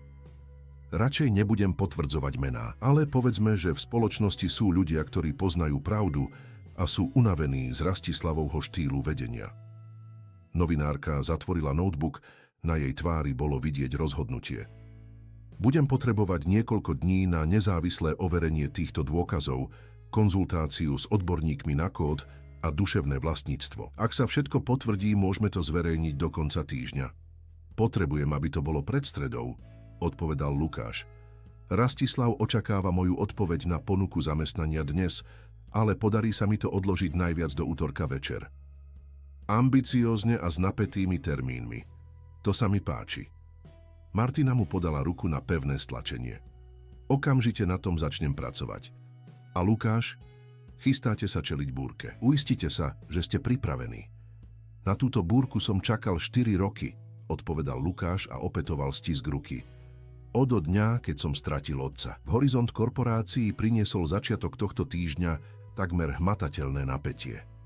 Lukáš si všimol zvedavé pohľady, keď prišiel na svoje poschodie. Niektorí zamestnanci si šepkali medzi sebou, iní ho pozorovali so zmesou obdivu a obáv. Rastislavova štedrá ponuka zrejme už nebola tajomstvom. Karol Rímsky sa k jeho stolu priblížil okolo 10. ráno, predstierajúc, že diskutuje o technickom probléme, zatiaľ čo hovoril tichým hlasom. Rastislav je zúrivý. Očakával vašu odpoveď už skoro ráno.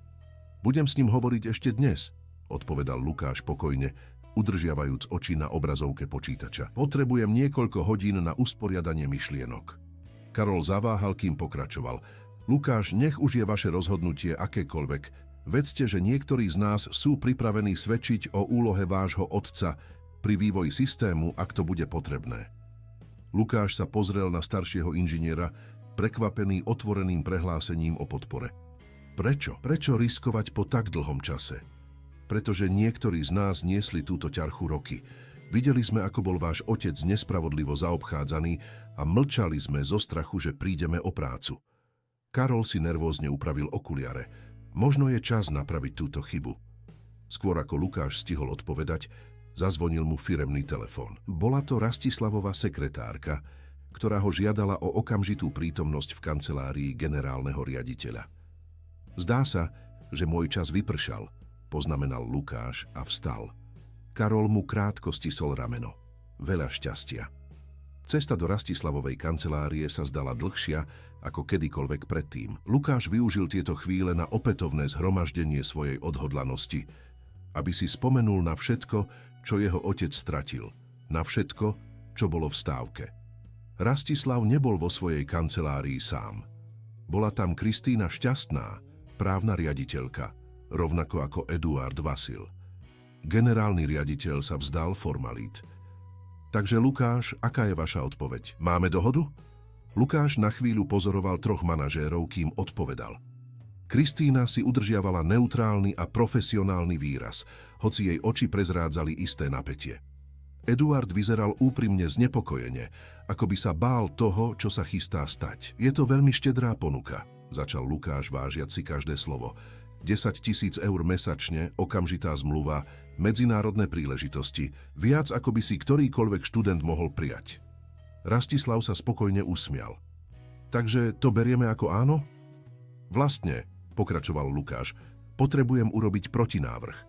Rastislavov úsmev zamrzol. Protinávrh? Zaujímavé. A aký by bol? Lukáš sa zhlboka nadýchol a urobil krok, ktorý neodvolateľne zmenil priebeh jeho života. Verejné uznanie. Chcem, aby Horizont korporácie oficiálne uznala, že základný algoritmus prekladového systému bol pôvodne vyvinutý Antonom Novákom, mojím otcom, predtým, ako nastúpil do spoločnosti. Miestnosťou sa rozhostilo ťažké ticho. Kristína Šťastná sa narovnala na stoličke, okamžite v obrannom režime.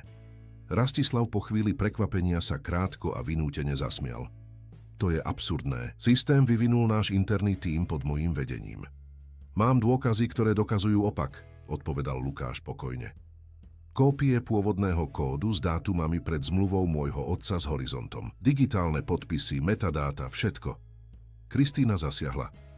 Akýkoľvek údajný skorší vývoj by bol v každom prípade pokrytý klauzulou o duševnom vlastníctve, ktorú váš otec podpísal, ako vám bolo preukázané minulý týždeň. Klauzula pokrýva vývoj počas obdobia zmluvy, namietal Lukáš.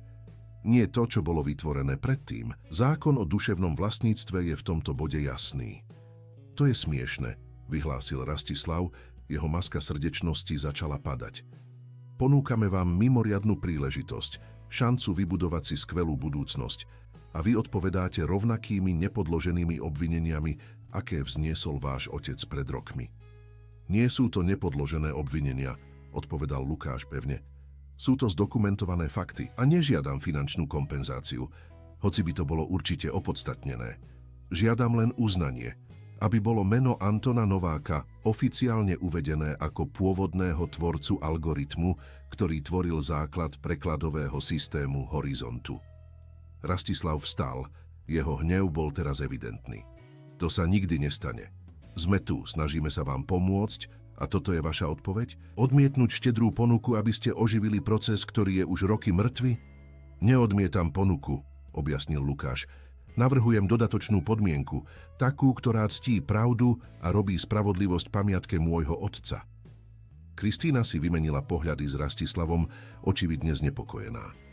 Eduard, ktorý doteraz mlčal, konečne prehovoril: možno by sme mali zvážiť Lukášov návrh. Spoločné uznanie by mohlo byť elegantným riešením pre... Absolútne nie, Rastislav ho zúrivo prerušil. Nebude žiadne spoločné uznanie. Systém je výhradným vlastníctvom Horizontu, vyvinutý pod mojím vedením. Bodka. Lukáš sledoval interakciu s rastúcim záujmom. Rastislavova výbušná reakcia, Kristínine obavy, Eduardov pokus o zmierenie, všetko potvrdzovalo, čo už tušil. V múre moci, ktorý Rastislav vybudoval, boli trhliny, zraniteľné miesta, ktoré sa dali využiť. Je mi ľúto, že to vidíte takto, povedal Lukáš nakoniec. V takom prípade musím odmietnúť ponuku zamestnania. Nemôžem s čistým svedomím pracovať pre spoločnosť, ktorá odmieta uznať pravdu o svojom vlastnom duševnom vlastníctve. Rastislav prižmúril oči. Jeho hlas bol nebezpečne pokojný. Robíte chybu, Lukáš. Chybu, ktorá vás môže stáť budúcnosť. Ctím odkaz svojho otca, odpovedal Lukáš jednoducho. Ako by si to želal? Váš otec bol idealistický blázon, ktorý nerozumel, ako svet funguje, povedal Rastislav. Slová vychádzali ako jed. A vy idete rovnakou cestou. Lukáš vstal, udržiavajúci pokoj napriek hnevu, ktorý cítil. Ďakujem za príležitosť, pán Medveď, ale moje rozhodnutie je prijaté. Svoju výpoveď odovzdám oddeleniu ľudských zdrojov ešte dnes. Keď kráčal k dverám, Rastislav ho naposledy zavolal. Ak uvažujete o tom, že tento príbeh zverejníte v tlači alebo právnikom, Lukáš, pamätajte, kto má viac čo stratiť. Vaša matka stále pracuje v univerzitnej nemocnici Bratislava, však bola by to škoda, keby niečo ovplyvnilo jej kariéru. Lukáš sa prudko zastavil, pomaly sa otočil, aby čelil generálnemu riaditeľovi. Skrytá hrozba voči jeho matke bola najnižším bodom, ktorý Rastislav mohol dosiahnuť. Vyhrážate sa mojej matke, pán Medveď? Spýtal sa. Jeho pokojný hlas kontrastoval s zúrivosťou v jeho očiach. Len zdôrazňujem, že činy majú následky, odpovedal Rastislav jemne. Pre všetkých zúčastnených. Lukáš pocítil, ako sa mu v hrudi usadil mrazivý pokoj. Absolútna istota, že robí správnu vec. Ďakujem, že ste tak jasne vyjadrili svoju pozíciu, pán Medveď. Prajem vám pekný deň. S tým odišiel z kancelárie, ignorujúc volania Eduarda, ktorý sa ho snažil dobehnúť. Jeho mobil zavibroval vo vrecku. Správa od Martiny Farkašovej. Dôkazy overené 3 nezávislými odborníkmi. Príbeh pripravený na zverejnenie zajtra skoro ráno. Lukáš sa usmial, cítiac zmes úľavy a obáv. Rastislav ukázal svoju pravú tvár, potvrdzujúc všetko, čo Lukáš potreboval vedieť. Hrozba voči jeho matke bola posledným popudom, ktorý potreboval, istota, že nečelí len mužovi, ktorý ukradol prácu jeho otca, ale niekomu, kto je ochotný ublížiť nevinným, aby ochránil svoje klamstvá. Keď schádzal výťahom, aby si upratal stôl a naposledy opustil horizont korporácie, Lukáš vedel, že skutočná bitka sa práve začína. Ale teraz mal všetky zbrane, ktoré potreboval, dôkazy, spojencov v spoločnosti, novinárku pripravenú zverejniť príbeh a, čo je najdôležitejšie, absolútnu morálnu istotu svojej veci. Búrka, ktorá sa blížila, bude intenzívna, ale Lukáš bol pripravený jej čeliť. Za pamiatku svojho otca, za pravdu a teraz aj na ochranu svojej matky pred pazúrmi muža, ktorý preukázal, že nemá etické hranice. Syn Antona Nováka neustúpi. Pravda konečne vyjde najavo. Mlaď kuriér odhalil intelektuálny podvod slovenského miliardára. Titulok zdobil prvú stranu webovej stránky Slovenských novín, sprevádzaný fotografiou Lukáša vedľa archívneho záberu jeho otca. Nižšie podrobná reportáž Martiny Farkašovej odhalila celý príbeh. Ako Anton Novák vyvinul inovatívny prekladový systém, ako si Rastislav Medveď privlastnil prácu a ako roky neskôr syn skutočného tvorcu neúmyselne dokázal pravdu, keď zachránil miliardové rokovanie pomocou otcovho pôvodného systému. Lukáš sledoval obrazovku notebooku vo svojej malej kuchyni, popíjajúc kávu, zatiaľ čo sledoval explóziu na sociálnych sieťach. Len 3 hodiny od zverejnenia bol hashtag Izraelská spravodlivosť pre Antona najkomentovanejšou témou v krajine, pričom celebrity, influenceri a verejné osobnosti zdieľali príbeh. Jeho mobil neprestal zvoniť. Hovorí od iných médií, od bývalých kolegov z Horizontu, dokonca aj od študentov Univerzity Komenského v Bratislave, ktorí s ním nikdy nehovorili, ale teraz chceli vyjadriť solidaritu. Lukáš väčšinu ignoroval, odpovedal len na správy od svojej matky Júlie a Martiny. Ako sa cítiš? Spýtala sa Helena, vchádzajúc do kuchyne už oblečená na svoju smenu v nemocnici. Jej oči prezrádzali obavy, napriek hrdému úsmevu. Ako by mi z opliec spadla obrovská váha, odpovedal Lukáš úprimne, ale tiež ako by som bol v oku hurikánu. Helena prikývla, dokonale chápajúc. Posledných 6 mesiacov bolo emocionálnou horskou dráhou a udalosťami, ktoré zmenili ich životy spôsobmi, aké si nikdy nevedeli predstaviť. Helena si sadla vedľa syna a chytila ho za ruku. Bojím sa, čo ten muž môže urobiť, Lukáš. Videli ste, ako reagoval včera, tá hrozba, ktorú vyslovil. Už som sa o to postaral, mama. Martina zahrnula hrozbu do reportáže, aj keď skryto. A Karol Rímsky verejne potvrdil, že bol v miestnosti a počul Rastislava vyhrážať sa vašej kariére. Lukáš stisol matkinu ruku. Okrem toho som už kontaktoval Univerzitnú nemocnicu Bratislava. Administratívny riaditeľ je starý priateľ otca a je si vedomý situácie. Helena vyzerala prekvapene. Premyslel si všetko však? S tebou a otcom som sa naučil vždy mať plán B. Lukáš sa usmial, snažiac sa ju upokojiť. Rastislav Medveď je mocný, ale nie je nedotknutelný. A teraz, keď je príbeh verejný, útok na teba alebo na mňa by bol potvrdením viny v očiach sveta. Lukášov mobil zavibroval s novým upozornením, tentoraz e-mail od Eduarda Vasila, odoslaný z osobnej, nie firemnej adresy. Lukáš ho zvedavo otvoril. Lukáš, chcem, aby ste vedeli, že som sa nezúčastnil na včerajších vyhrážkach Rastislava. V skutočnosti som hlboko znepokojený tým, ako sa veci vyvinuli. Vaša reportáž odhaľuje pravdy, o ktorých mnohí z nás tušili, ale báli sa im čeliť.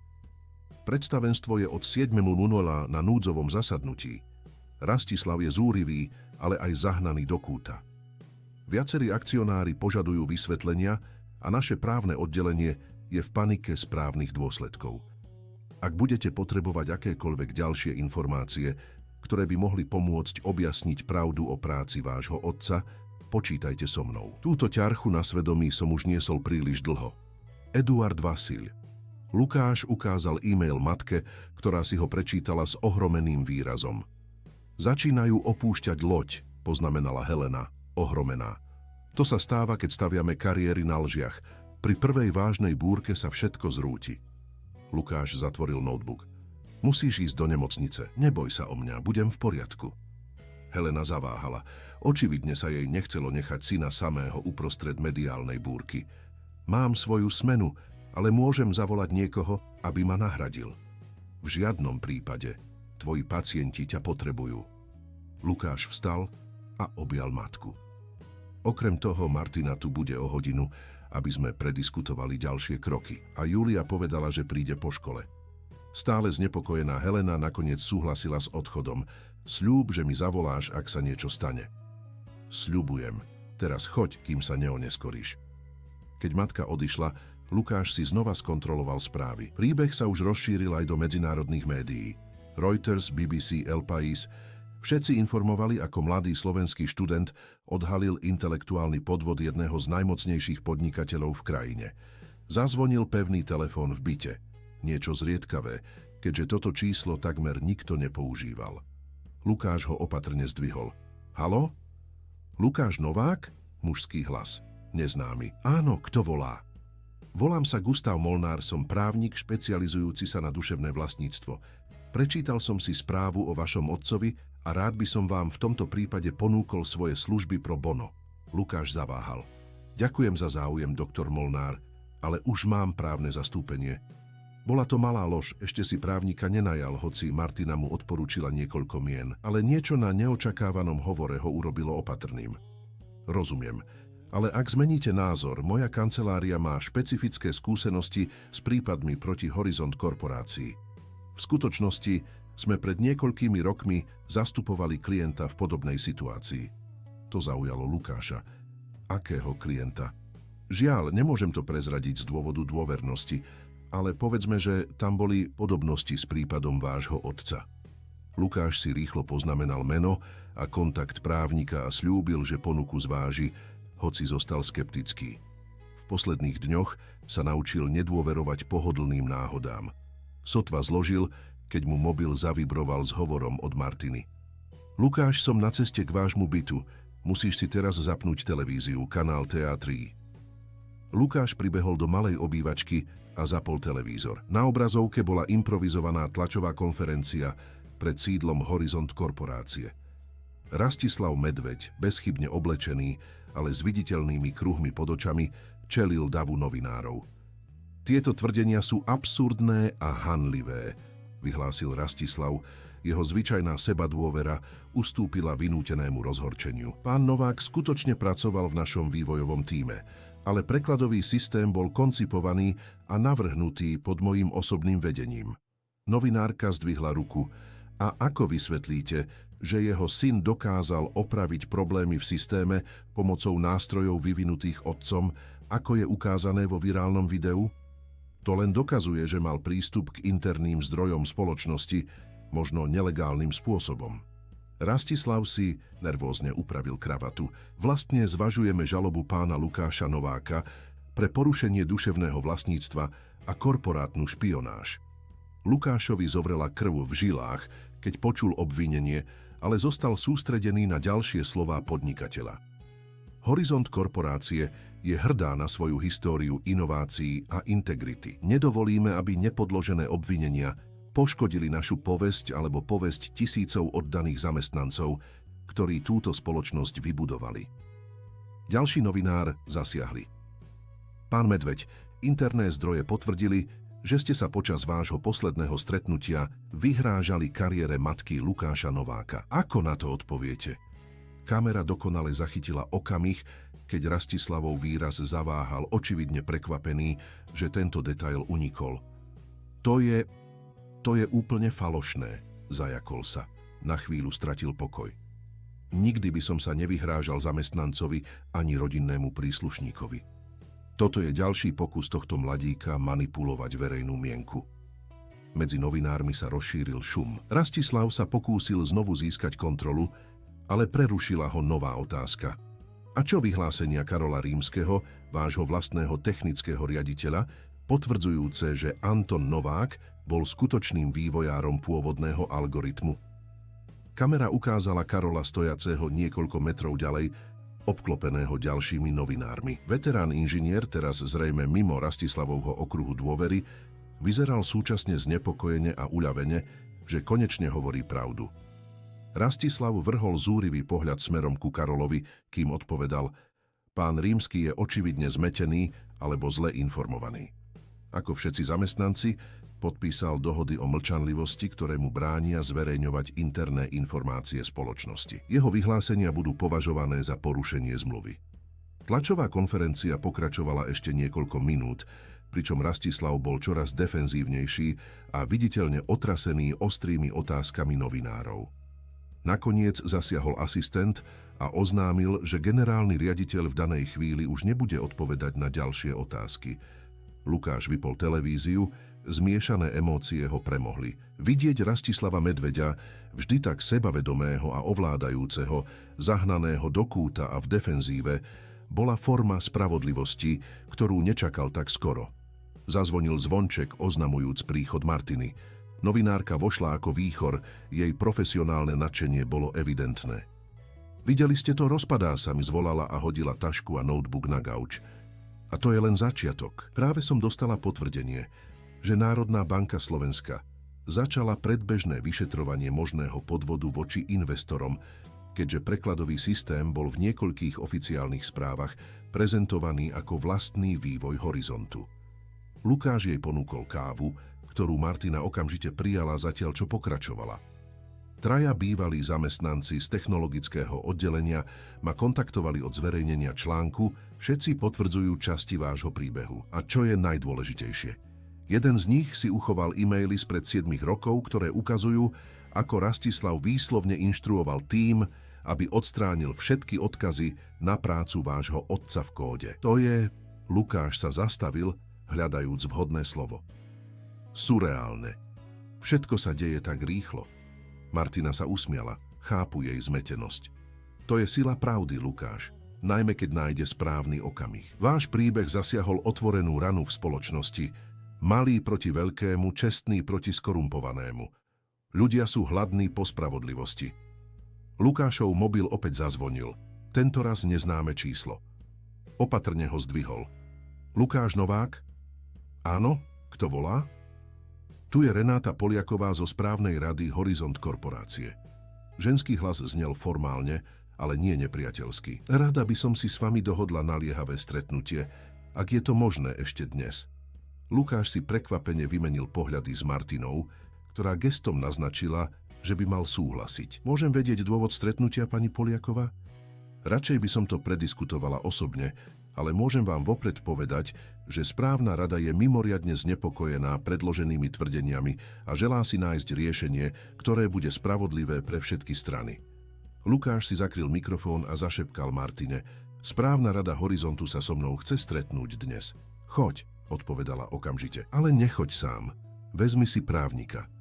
Lukáš sa vrátil k hovoru. Môžem prísť, ale budem potrebovať právne zastúpenie. Úplne pochopiteľné, odpovedala Renáta. O 15 v sídle spoločnosti? Alebo uprednostňujete neutrálne miesto? V sídle je to v poriadku. Lukáš chcel vidieť reakcie v samotnej spoločnosti, cítiť atmosféru na chodbách, ktoré ešte včera prechádzal ako zamestnanec. Po dokončení podrobností zložil a pozrel na Martinu, ohromený rýchlosťou udalostí. Čo si myslíte, že chcú?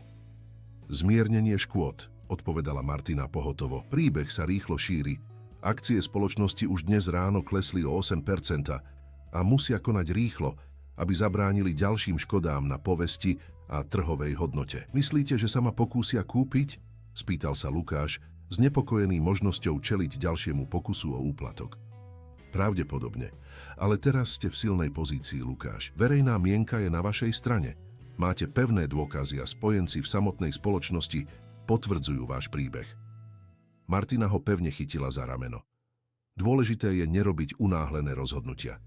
Počúvajte, čo majú povedať, ale nič neprijímajte bez konzultácie s dobrým právnikom. Lukáš prikývol, cítiac váhu zodpovednosti. To, čo začalo ako osobná snaha o spravodlivosť pre jeho otca, sa zmenilo na niečo oveľa väčšie. Symbolický prípad korporátnej etiky a duševného vlastníctva, ktorý by mohol vytvoriť precedens pre mnohých ďalších. Máte nejakého právnika na odporúčanie? Niekto mi volal, ponúkal služby, ale neviem, či mu dôverujem. Vlastne áno. Martina si prešla mobilom a ukázala profil právničky. Kamila Ružičková, špecialistka na duševné vlastníctvo a technologické právo. Už pracovala na podobných prípadoch a má bezchybnú povesť. Hneď jej zavolám. Zatiaľ, čo Martina telefonovala, Lukáš si znova skontroloval online správy. Príbeh si naďalej získaval pozornosť s novými detailmi, ktoré sa objavovali každú hodinu. Obzvlášť pôsobivé video ukazovalo zamestnancov Horizontu, ako opúšťajú budovu s krabicami. Zrejme už prebiehali prepúšťania alebo rezignácie. Lukáš pocítil výčitky svedomia, keď pomyslel na ľudí, ktorí potenciálne prichádzali o prácu kvôli odhaleniu, ktoré inicioval. Ale potom si spomenul na otcove slová. Pravda môže dočasne bolieť, ale lži ubližujú trvalo. Ak sa Horizont korporácie rozpadala, nebolo to jeho vinou, ale kvôli lžiam a nespravodlivostiam, ktoré Rastislav Medveď zasadil do jej základov. Martina ukončila hovor s triumfálnym úsmevom. Kamila sa s nami stretne tu o hodinu, aby prediskutovala prípad a môže vás sprevádzať na stretnutie so správnou radou. Mimoriadne ju to zaujalo, najmä kvôli ohlasu. Lukáš prikývol, vďačný za rýchlosť, s akou sa veci organizovali. A čo, Rastislav? Myslíte, že bude na stretnutí? Martina pokrútila hlavou. Nepravdepodobné. Ak správna rada preberá iniciatívu, aby sa s vami porozprávala, je to preto, že uvažuje o dištancovaní sa od neho. Rastislav sa pravdepodobne v tejto chvíli stretáva so svojimi vlastnými právnikmi a pripravuje sa na najhoršie. Čo by bolo?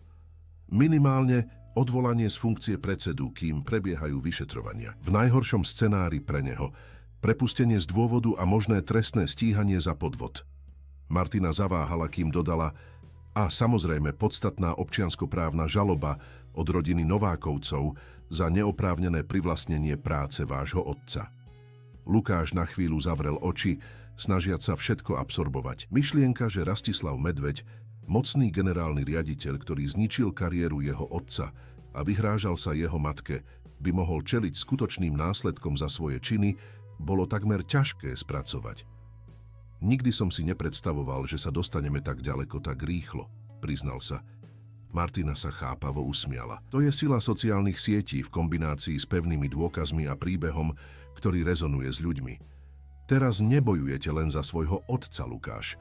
Stali ste sa symbolom pre všetkých, ktorým mocní ľudia ublížili.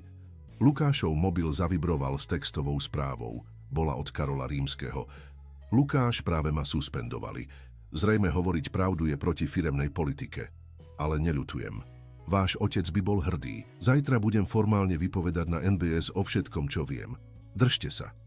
Lukáš ukázal správu Martine, ktorá vážne prikývla. Dominá padajú, poznamenala. A toto je len začiatok. Keď sa Lukáš pripravoval na rozhodujúce stretnutie so správnou radou Horizontu, myslel na svojho otca, na brilantného muža, ktorý vytvoril revolučný systém a potom videl, ako mu ukradli jeho prácu, na to, ako sám bojoval proti mocnej korporácii, na to, ako ochorel a stratil nielen bitku, ale aj svoj život v procese. Podarilo sa nám to, otec, zamrmlal Lukáš, pozerajúc na fotografiu Antona Nováka vo svojom mobile. Tvoj príbeh bol vyrozprávaný, tvoje meno bolo obnovené, tvoj odkaz bude žiť. O 6 mesiacov neskôr konferenčná miestnosť na 20. poschodí budovy nadácie Novák pre technologické inovácie bola plná. Novinári, technologickí manažéri, univerzitní študenti a zástupcovia národnostných menšín obsadili každé dostupné miesto, vytvárajúc šum očakávania, ktorý sa len stupňoval, keď sa blížil čas podujatia. V strede hlavného stola si Lukáš Novák upravoval svoj tmavomodrý oblek, prvý v jeho živote, ktorý nebol požičaný ani prenajatý. Vedľa neho sa diskrétne usmievala Helena Almásiová. Jej oči sa občas zaliali slzami, keď uvažovala o okamihu, ktorý prežívali a o ceste, ktorú prešli. Nervózny? Spýtala sa Helena a upravovala synovi kravatu. Trochu, priznal Lukáš. Stále to znie nereálne, vieš, toto všetko. Helena prikývla, dokonale chápu. Posledných 6 mesiacov bolo emocionálnou horskou dráhou a udalosťami, ktoré zmenili ich životy spôsobmi, aké si nikdy nevedeli predstaviť. Bočné dvere sa otvorili a Júlia vošla, nesúc zložku dokumentov. Teraz výkonná asistentka nadácie opustila stáž v právnickej kancelárii, aby sa pripojila k Lukášovmu projektu. Všetko je pripravené, oznámila a podala zložku Lukášovi. Tím zo Slovenskej technickej univerzity už dorazil a minister technológií práve potvrdil svoju účasť. Minister? Helena rozšírila oči, ohromená. A 2 senátori, dodala Júlia s hrdým úsmevom. Tento projekt vyvoláva rozruch v Bratislave. Nie každý deň slovenská technológia revolucionalizuje globálny prekladový trh. Lukáš sa usmial. Stále sa snažil zvyknúť si na novú realitu. Starý ošúchaný USB kľúč jeho otca, ktorý nosil ako talizman počas celého boja, teraz spočíval v malej sklenenej krabici v strede stola, symbol odkazu, ktorý konečne našiel svoje uznanie. Hlavné dvere sa otvorili a Martina Farkašová vošla, sprevádzaná skupinou manažérov. Novinárka, ktorej pôvodná reportáž spustila celú transformáciu, teraz pripravovala knihu o prípade, ktorá už mala zmluvu s veľkým medzinárodným vydavateľstvom. Zástupcovia Kimtech práve dorazili, informovala Martina, približujúc sa k stolu. A hádajte čo? Priniesli návrh partnerstva v hodnote takmer 100 miliónov eur. Lukáš prikývol, vďačný, ale neprekvapený.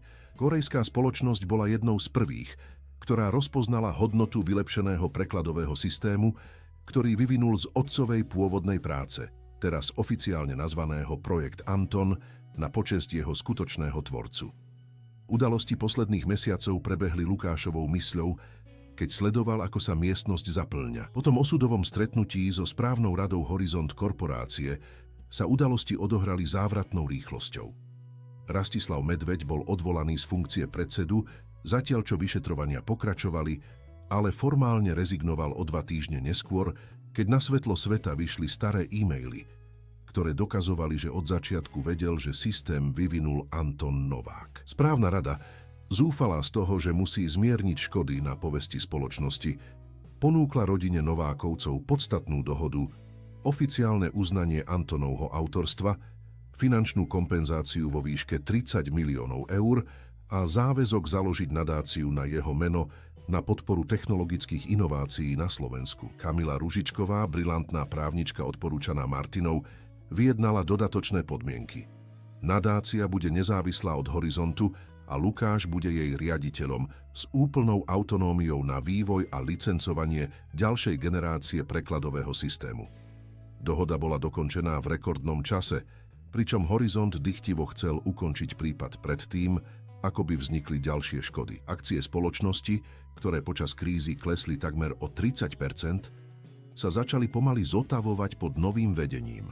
Ironicky, s Eduardom Vasilom ako dočasným generálnym riaditeľom, ktorý sa zaviazal k politike transparentnosti a integrity. Karol Rímsky, spočiatku suspendovaný za svoje verejné vyhlásenia, bol znovu prijatý a povýšený na riaditeľa technológií so špecifickým poslaním auditovať všetky systémy spoločnosti, aby sa zabezpečilo správne pripisovanie tvorivých zásluh. A čo Rastislav Medveď? Niekdajší mocný podnikateľ teraz čelil procesom na viacerých frontoch, od NBS za podvod voči investorom, od Generálnej prokuratúry Slovenskej republiky za falšovanie údajov a občianskoprávne žaloby od bývalých zamestnancov, ktorí tvrdili, že boli poškodení podobnými praktikami.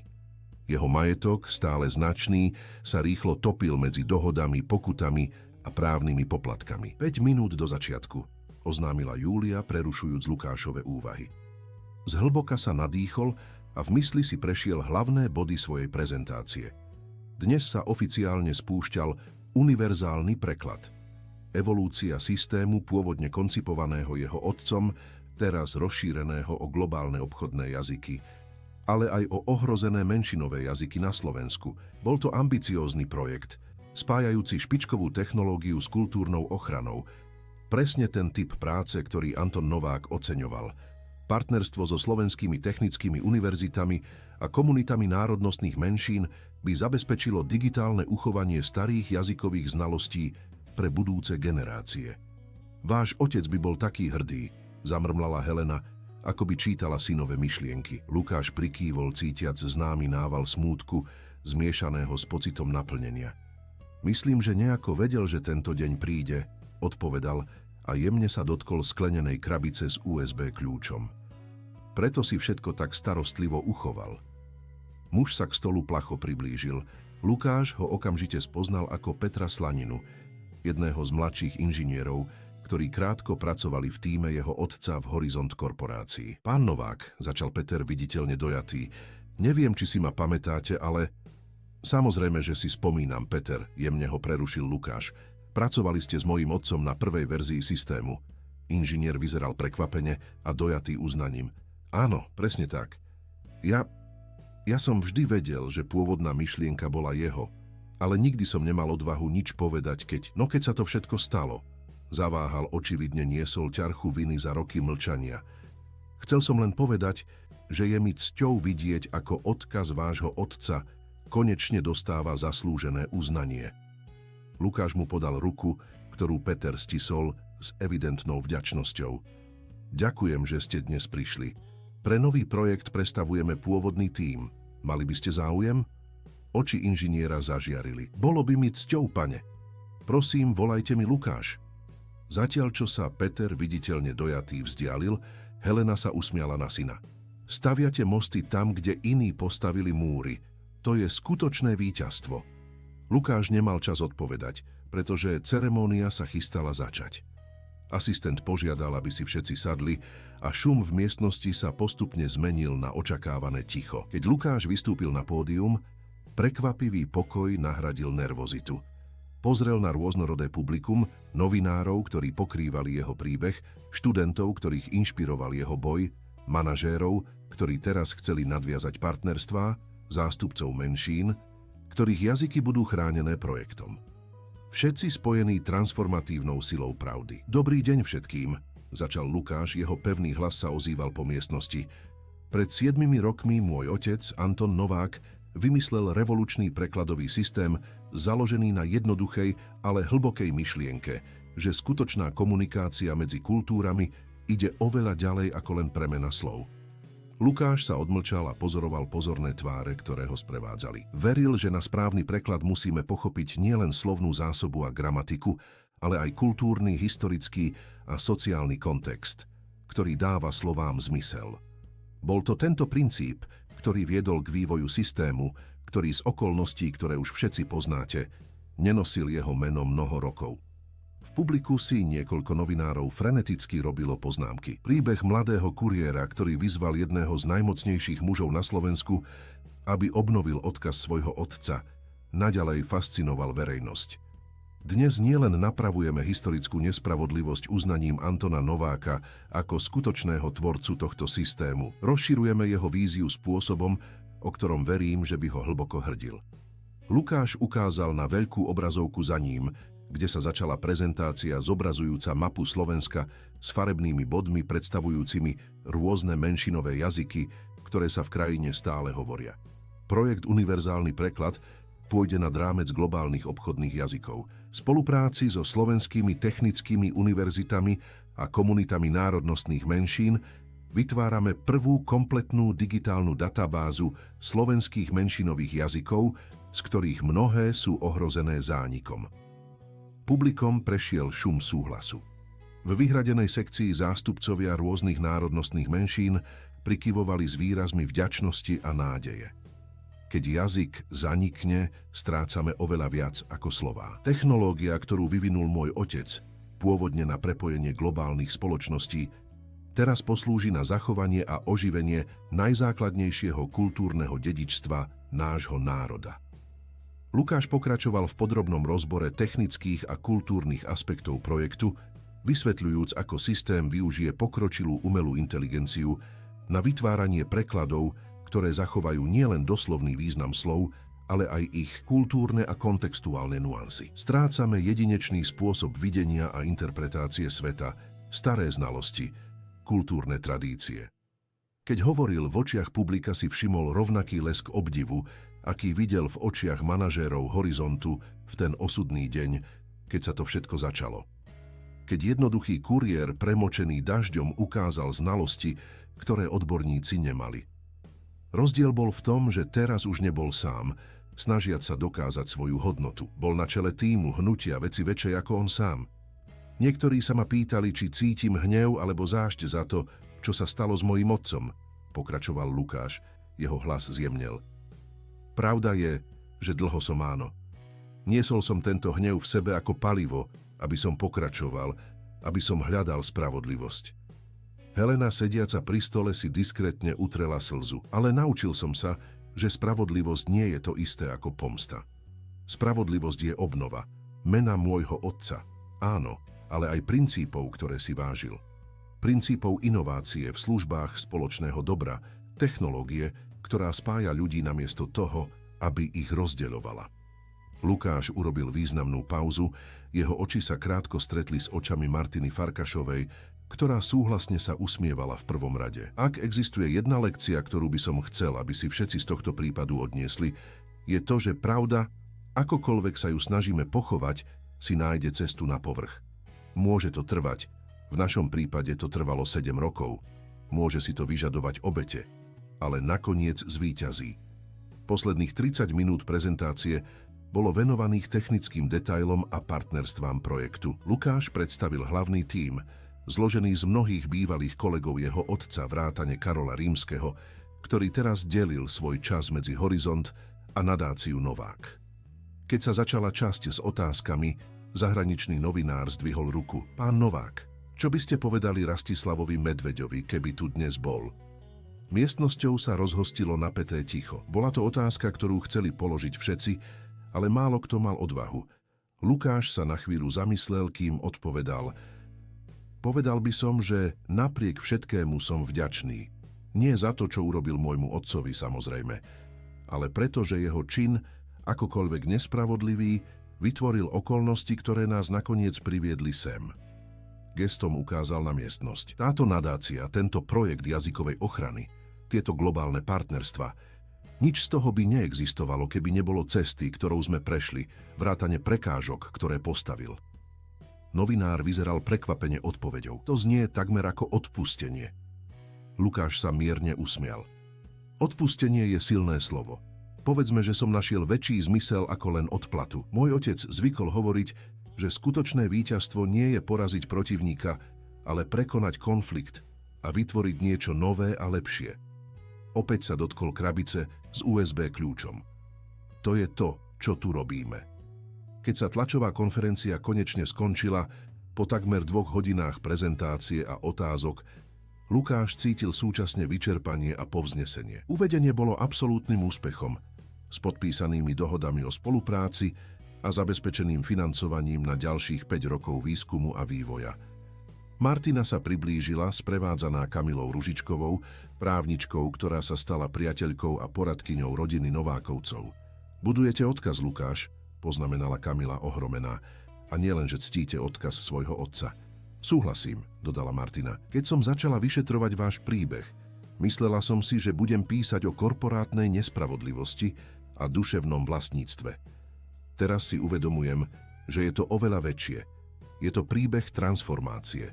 O tom, ako pravda môže nielen napraviť chyby, ale aj vytvoriť nové možnosti. Lukáš im obom s vrúcnym objatím poďakoval. Nič z toho by nebolo možné bez vás dvoch. Vy, Martina, ktorá ste dali hlas nášmu príbehu, keď sme to najviac potrebovali. A vy, Kamila, ktorá ste premenili tento hlas na konkrétne činy. Julia sa objavila, kontrolujúc niečo na svojom tablete. Lukáš, máme tu špeciálnu návštevu naplánovanú na 3 hodiny. Chcete ju stále dodržať? Absolútne, potvrdil Lukáš. Je to najdôležitejšia časť dňa. Ďaleko od zhonu tlačovej konferencie Lukáš riadil svoje novonadobudnuté auto, skromné na jeho nové finančné štandardy, ale pohodlné, cez zalesnené ulice Ondrejského cintorína. Helena sedela na mieste spolujazdca, držiac kyticu bielých ľalí, Antonových obľúbených kvetov. Keď prišli k rodinnej hrobke, Lukáš zaparkoval a obaja ticho prešli k miestu, kde odpočíval Anton Novák. Náhrobný kameň, nedávno vymenený, teraz niesol prepracovanejší nápis Anton Novák 1967-2021. Inovátor, vizionár, otec, pravda je jediná cesta. Lukáš pomohol matke kľaknúť si a rozložiť kvety. Potom obaja zostali v tichom zamyslení, každý stratený vo svojich vlastných spomienkach a úvahách. Viete, čo mi na ňom najviac chýba? Helena nakoniec prelomila ticho. Jeho smiech. Anton mal ten smiech, ktorý naplnil celý dom. Pamätáte? Lukáš sa usmial a prikývol. Najmä keď sme pozerali tie hrozné komediálne filmy, ktoré tak miloval. A ako sa nadchol, keď vyriešil nejaký ťažký technický problém. Chodil sem a tam a všetko vysvetľoval, aj keď sme ani polovicu nerozumeli. Ale predstierali sme, že rozumieme, len aby sme ho videli šťastného. Obaja sa jemne zasmiali, bolesť straty teraz zmiernená časom a útechou z vedomia, že ich boj nebol márny. Bol by taký hrdý, keby videl, čo robíte s jeho projektom, poznamenala Helena a držala syna za ruku. Nielenže získavate späť to, čo vám bolo vzaté, ale rozširujete to, vytvárate niečo nové a zmysluplné. Myslím, že to bolo to, čo vždy chcel, v hĺbke duše, odpovedal Lukáš. Nezáležalo len na osobnom uznaní, ale na potenciáli technológie spájať ľudí, zachovávať kultúry. Zostali ešte niekoľko minút v úctivom tichu, kým vstali na odchod. Cestou späť k autu Helena poznamenala. Stále nemôžem uveriť všetkému, čo sa stalo za týchto 6 mesiacov. Od toho, ako ste rozvážali jedlo v daždi, povedenie nadácie s vaším menom, je to ako sen. Sen, ktorý začal 50 eurami. Lukáš sa usmial, spomínajúc na ponuku, ktorú dal Rastislavovi v ten kľúčový deň. Najmenší preklad v mojom živote a najdôležitejší. A pre Rastislava Medveďa najdrahší, dodala Helena s trochou spokojnosti. Lukáš zamyslene prikývol. Viete, čo je ironické? Keby od začiatku jednoducho uznal otcovú prácu, podelil sa o zásluhy, ako vtedy navrhol Eduard, nič z toho by sa nestalo. Horizont by stále zarábal milióny na systéme. Otec by mal svoj podiel.